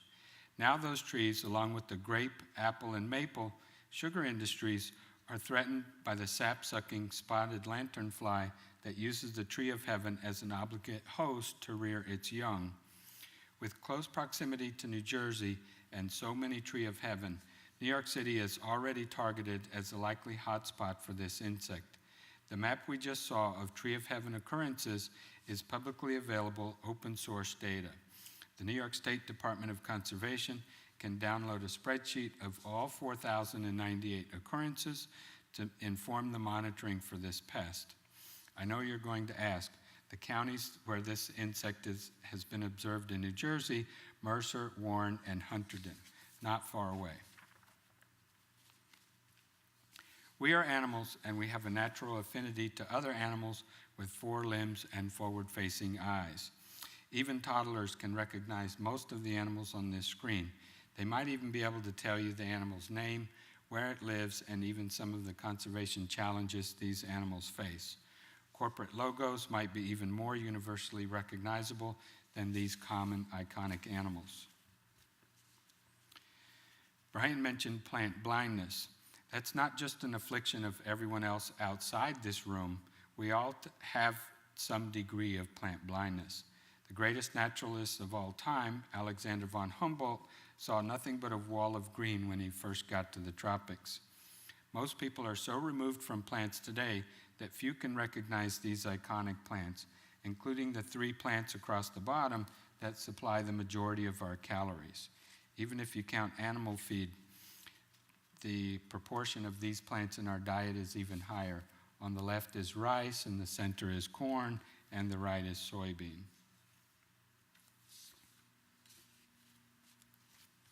Or look at this scene.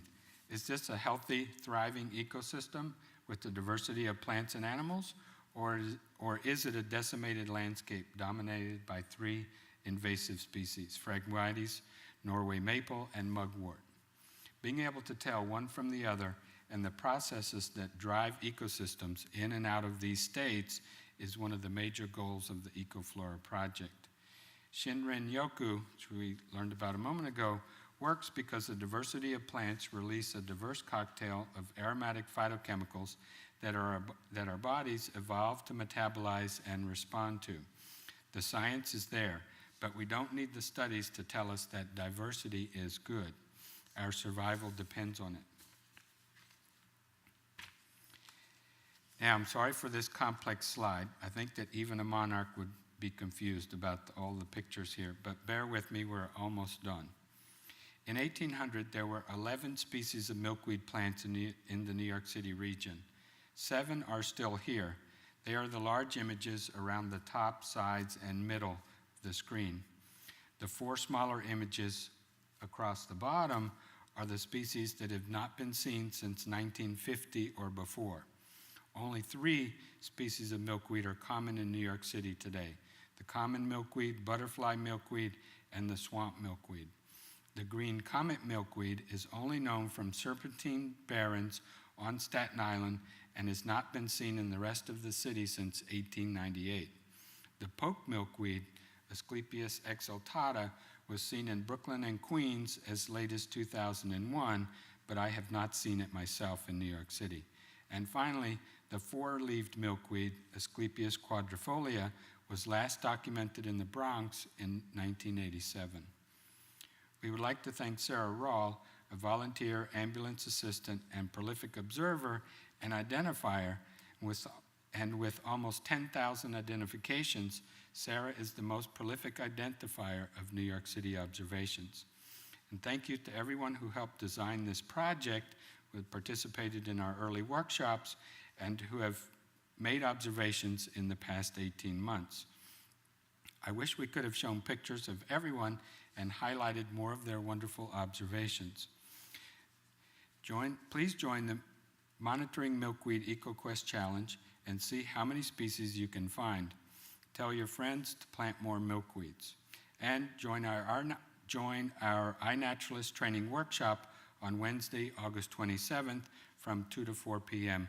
here in the Mertz Library. Thank you very much. Yes. The feral pigeon, Columba livia domestica. I think everybody in New York knows about this. And then there's the common ragweed, Ambrosia artemisifolia. Now, most people would perhaps know those two. Maybe they don't even recognize the ragweed. But is that all we have in New York City?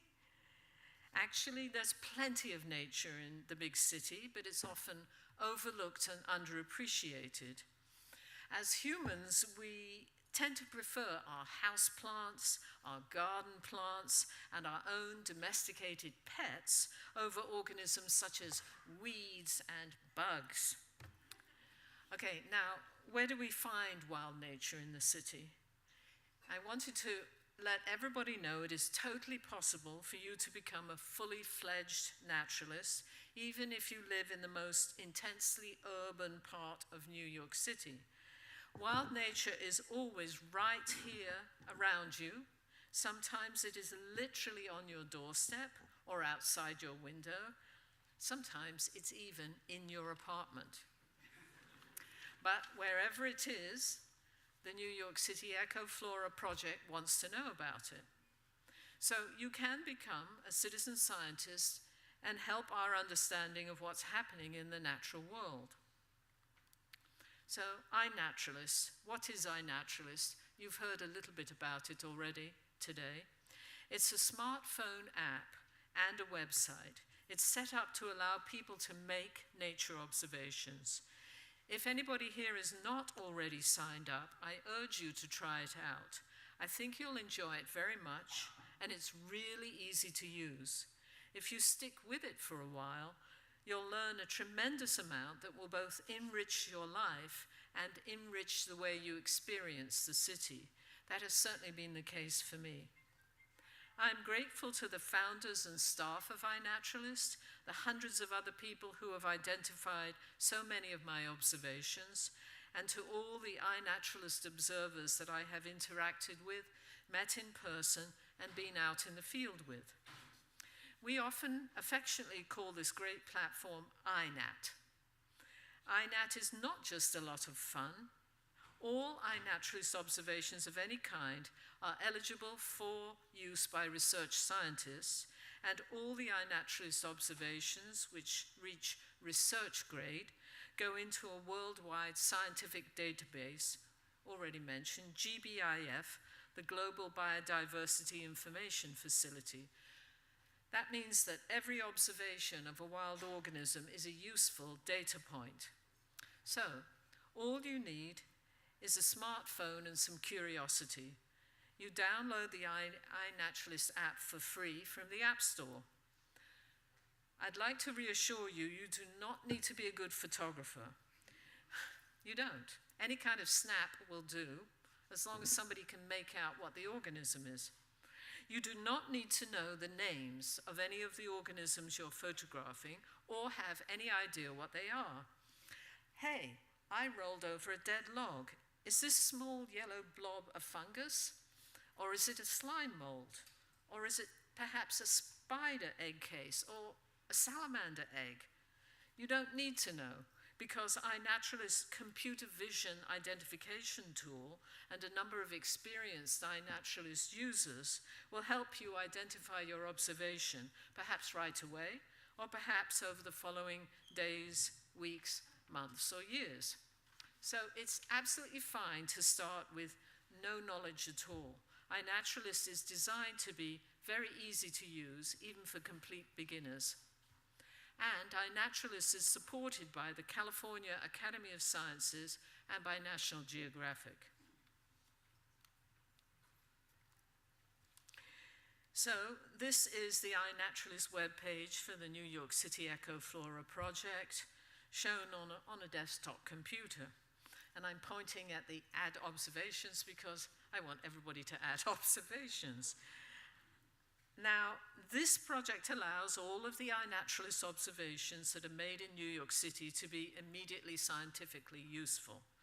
New York City is, as you all know, I think, is one of the great crossroads of the world, and sometimes the nature here changes faster than even the culture.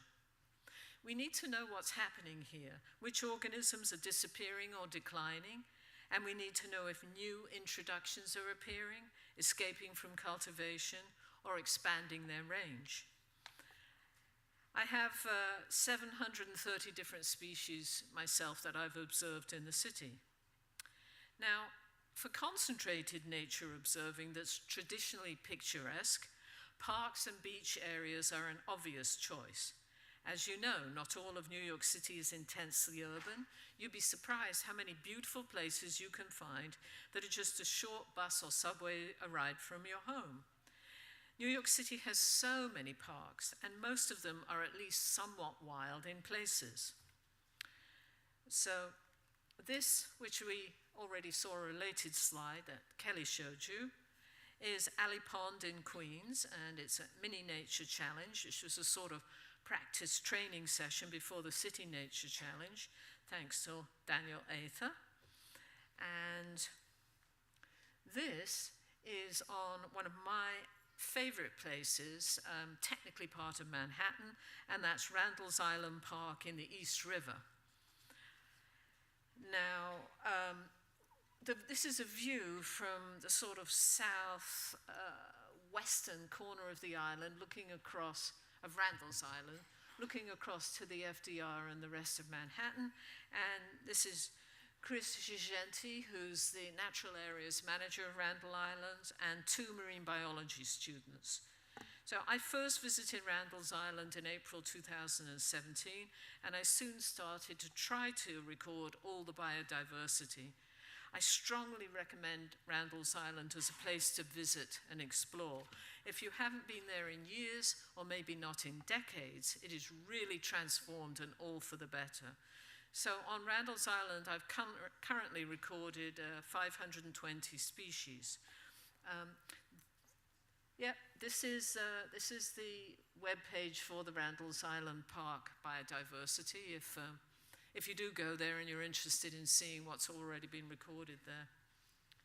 This is the salt marsh, the Little Hellgate salt marsh, one of 2 on Randall's Island, and it's really large and it's really fabulously rich, and it was restored, or if you like, created completely from scratch, and the herons and the egrets are totally convinced it's real.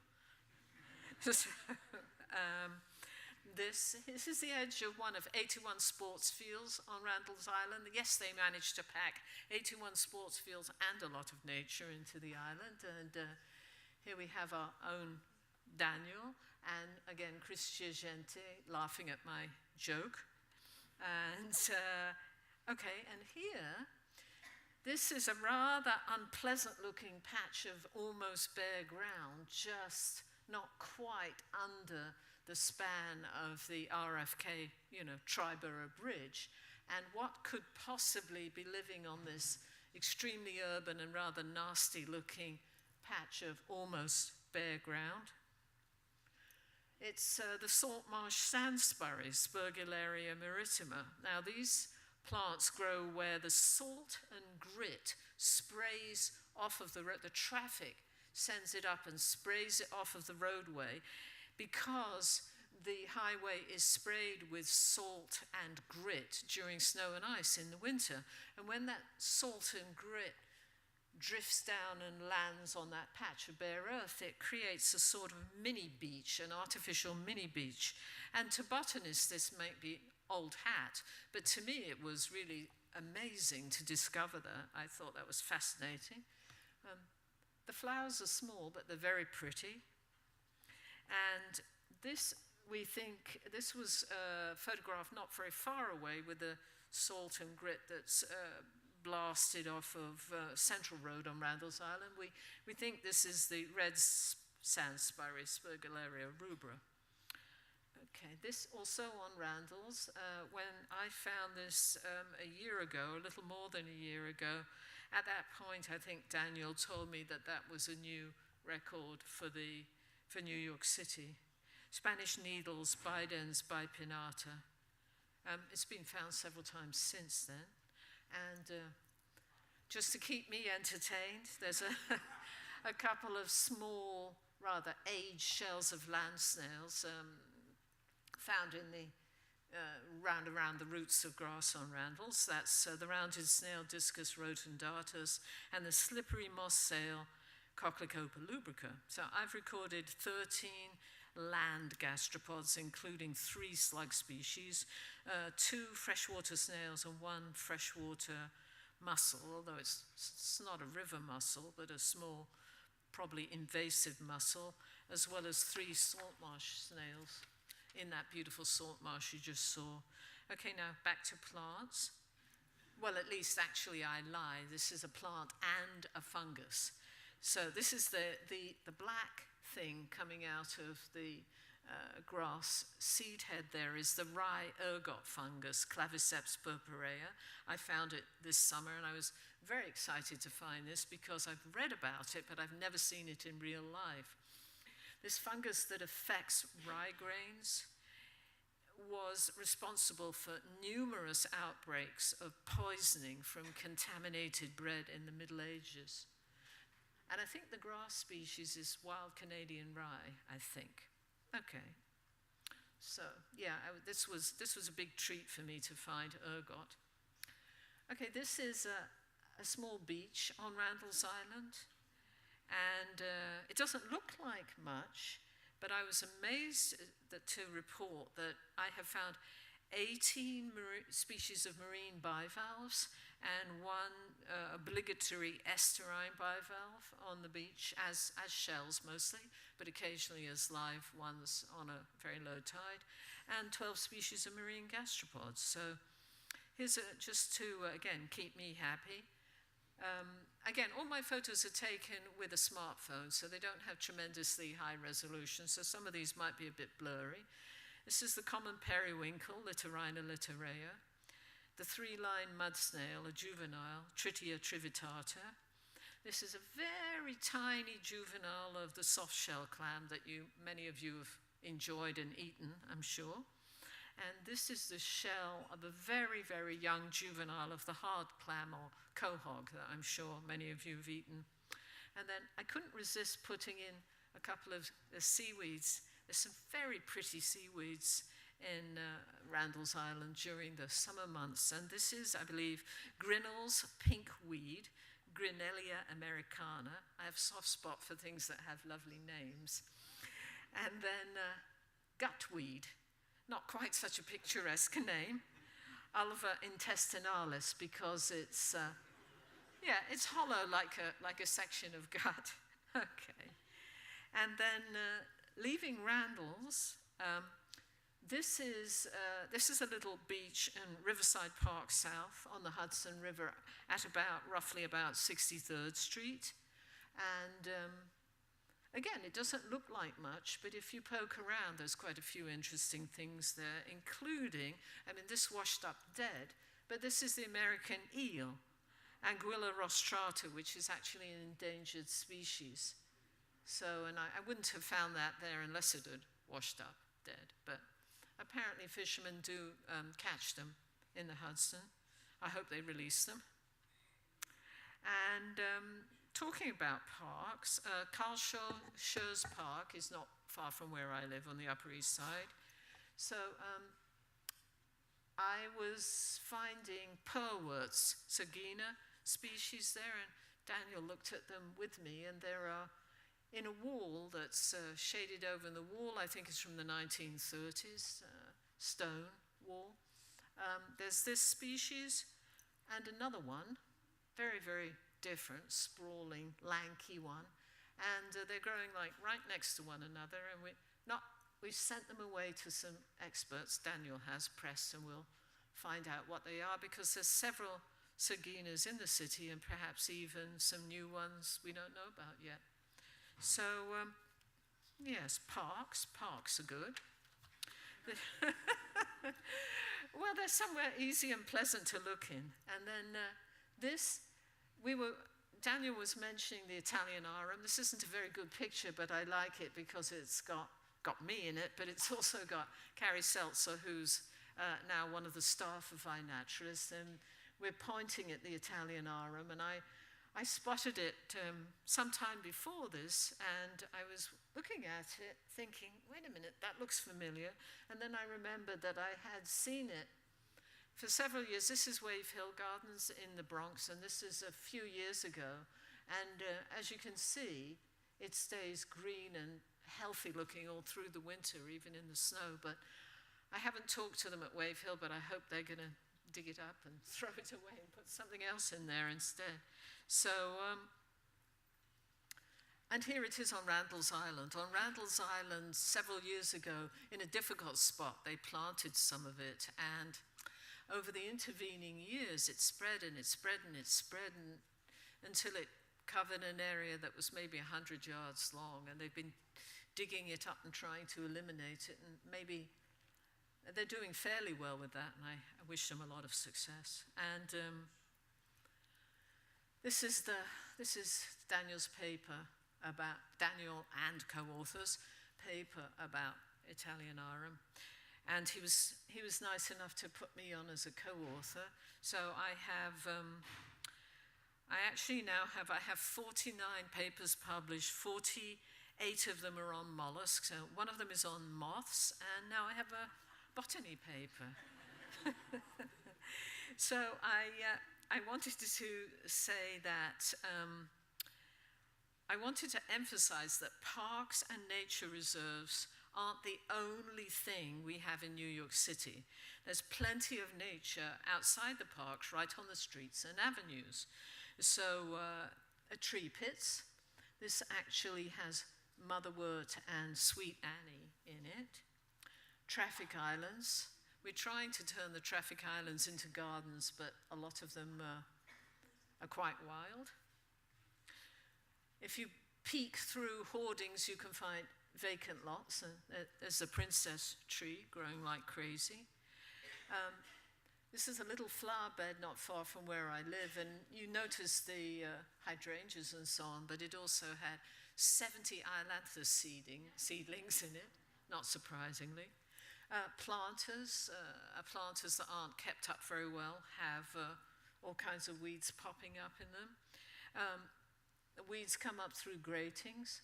That's some sort of bittersweet coming up there. And as you've probably seen, sometimes plants grow right up between the cracks in the concrete, and those are all good places to take your make your iNaturalist observations. So you never know what you're going to find.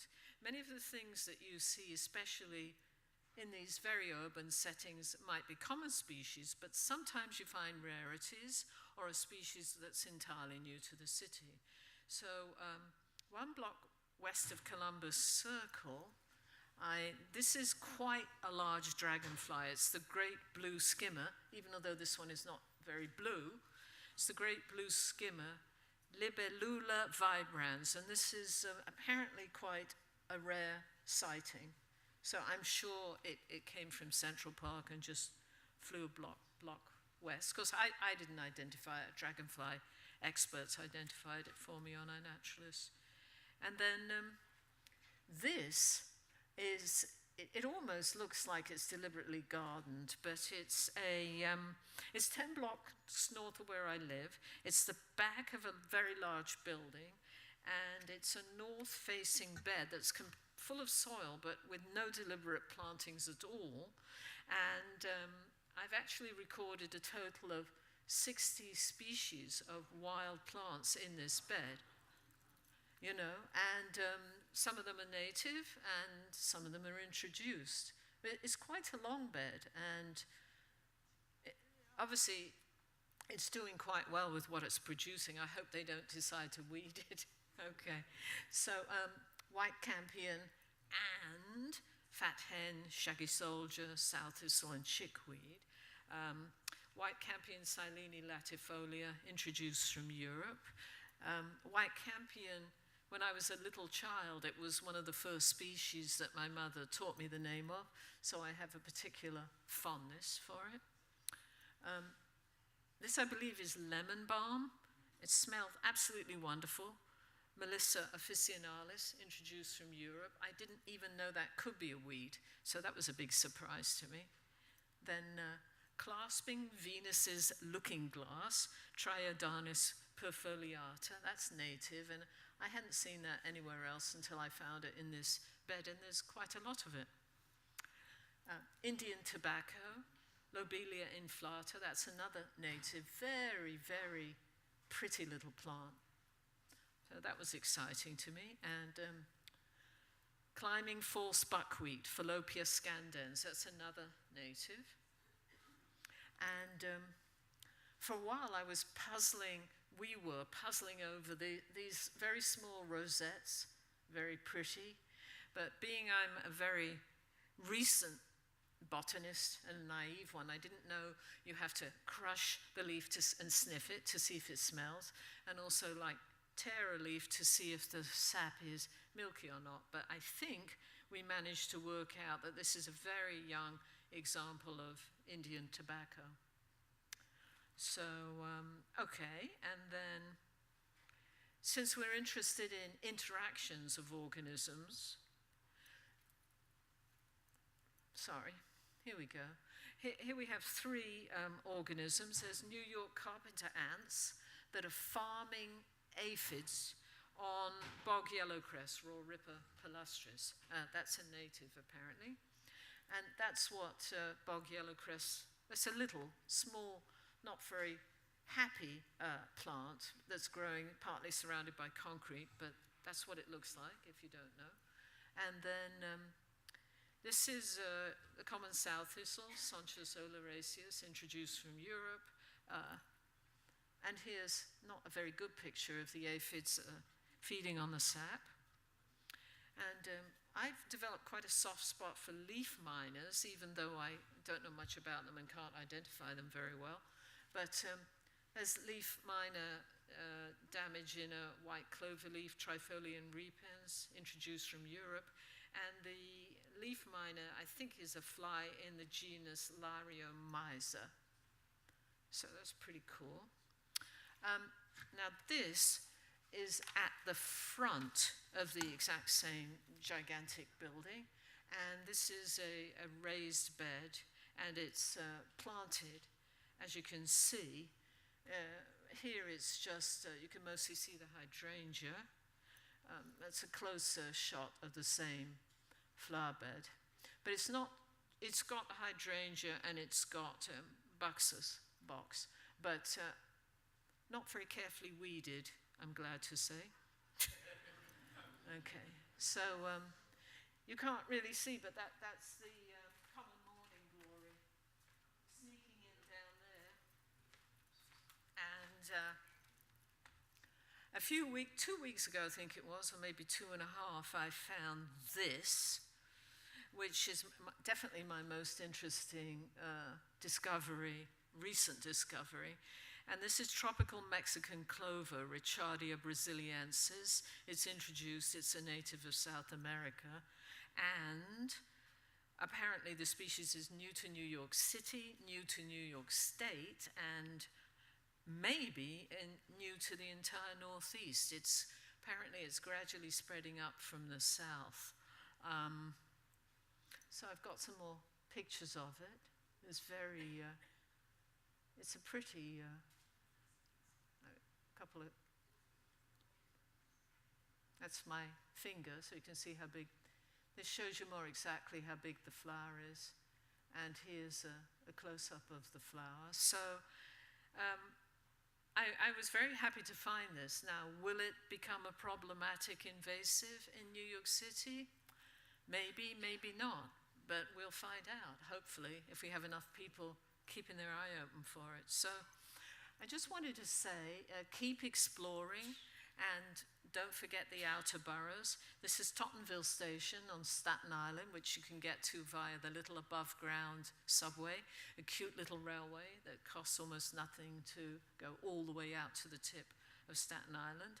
Staten Island is very rich in nature, and it's very under-recorded, so there must be all kinds of great things out there just waiting to be found.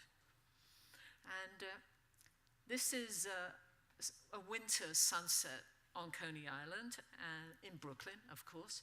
And I usually like to use the cliche of ending a talk on a sunset, but this time I couldn't resist showing you. Aren't they pretty? This is the Donax coccina. It's a bivalve, a marine bivalve, and this is at Fort Tilden in Queens. So I just wanted to say, remember that there's nature all around you, even on your own block. It's fascinating as well as accessible. And if you train yourself to look at the wild nature in the city, you'll find unexpected gems everywhere. New York City has over 8 million humans. Let's honor all of the amazing wild plants and other wildlife that share the city with us. Thank you.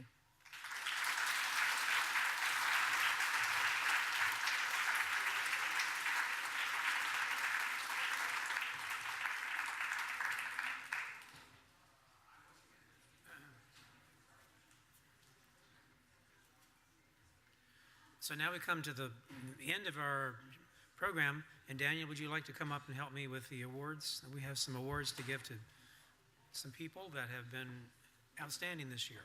I'll go down here. So is that the next slide there? Yes. Okay, so the real celebration part, we celebrated nature and all of our beautiful parks and our streetscapes and our gardens around the city. And now we're going to celebrate the people who have really made this project the heart and soul of the EcoFlora project, the citizen scientists that have participated throughout the year and made the thousands of observations. And so we're going to give away some prizes for the winners who have observed the most nature in New York City. So the first two categories are for the most observations in New York City. So they could be plants, animals, whatever it is, recorded through iNaturalist. So we're not going to be plant biased here.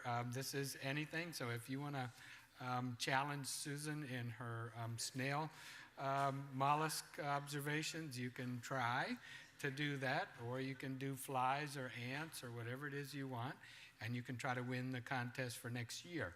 This is for most number of observations in New York City. And so we're very lucky that we have a superstar, an iNaturalist, right here resides in New York City. So we're very grateful for that. And we want to honor Susan for her contributions for nature in New York City. And Susan gets both the top two categories, not only for most number of observations, but for most number of species. At the same time. So 706 species, as she mentioned. It's actually higher. I put these together a few weeks ago, actually, in preparing for this. So it's actually higher now. But we'll see what it is next year. Do you want anybody in here want to take Susan on? We encourage you. We don't want to slow you down in that. So Susan, do you want to stand up and...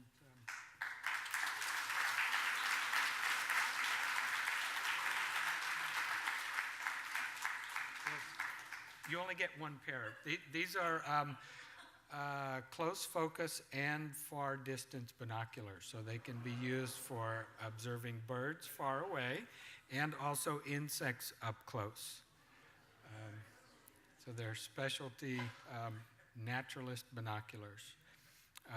So the next category is for the most number of EcoQuest observations. So these are the 12 different categories throughout the year, whoever participated. And great thing about iNaturalist is it's very easy to do the analysis of the metrics. So we can download the spreadsheet and we can pick out the number of observations that were made for that organism during that month. So for example, if somebody made an observation of a sweet gum tree during April, that doesn't count because the sweet gum challenge was during January. So only sweet gums made during January count for that particular EcoQuest. Same with mayapple. If you observed a mayapple in April, doesn't count for these numbers. This is a bit skewed because of the City Nature Challenge. I didn't sleep for 4 days. I was out in every borough. I happened to have a car, which made it a lot easier to get around the city. And I visited some of our bigger, more diverse, fantastic parks in the city. I know where to go to find a lot of diversity, and that's in our big parks. And so I drove my car to those parks, and I brought some people with me. So that's kind of cheating. I also get a paycheck, which helps inspire more participation. You get a check every 2 weeks. You're going to go out and make some observations. So we expanded the list to the top 6 EcoQuest observers. And first place is Elizabeth Hardin. Unfortunately, she's not here. She's in Colorado making observations actually of lupines and other pine trees out in the Rocky Mountains of Colorado. So she's not here to get her prize. But Elizabeth has participated all year long, very enthusiastically, consistently throughout all year long. So she's got 1,600, and if she had been here probably for the Tree of Heaven, she maybe would have even knocked me out of first place. But all of you are lucky that Elizabeth went to Colorado right during the summer months, but you have a chance to challenge her for next year. Then next up is Janet Wooten, who I hope is here. I haven't seen Janet. There you are. Do you want to come up and get your prize? Yay.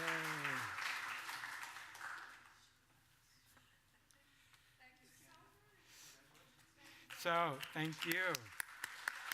So, Janet and our next winner, Kevin Sisko, really went to town during the Mayapple EcoQuest Challenge. I guess they were, maybe they were skiing somewhere during the winter, and they really got engaged for the Mayapple and the, especially the Tree of Heaven.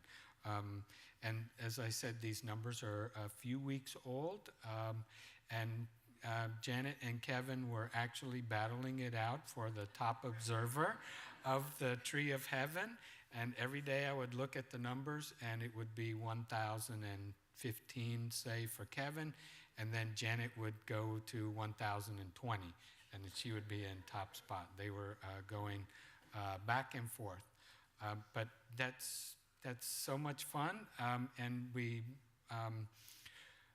are grateful for that kind of just a little bit of competitive spirit, and all of this information is useful for research and conservation. So whatever it takes to get out there and make those observations is great, and we want to encourage that and see more. So Diana Katz is next up. Diana, are you here? I don't see you. Do you want to come up? Are you here? Yay. Diana lives here in the Bronx, not far from Van Cortlandt Park, so whatever EcoQuest challenge was accessible to her, and she's done a great job helping to document the biodiversity of Van Cortlandt Park. So thank you. Thank you.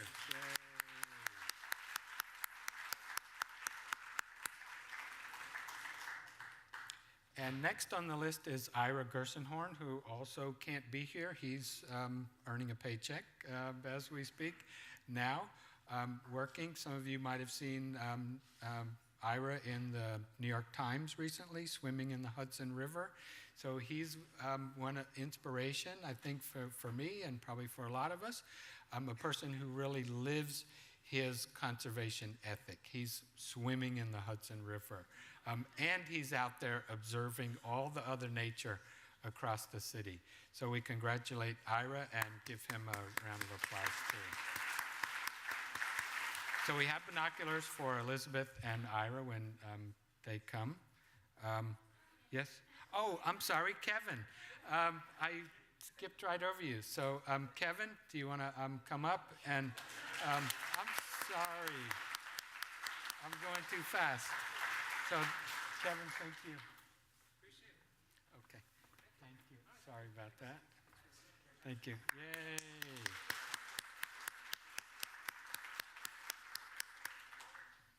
So, thank you all very much for coming to our conference. We look forward to see you out in the city all year long, participating in the EcoQuest challenges, observing the milkweeds. We already have 180 milkweed observations, and we're only on day 3 of August. So that's great. We want to see more species. There's 5 species of milkweed already observed in New York City, but we'd like to see some of those other rare species observed. The rare species will get obscured so that they are protected in that way. And we look forward to see you at this event next year, and maybe you'll win a pair of binoculars. So thank you all very much.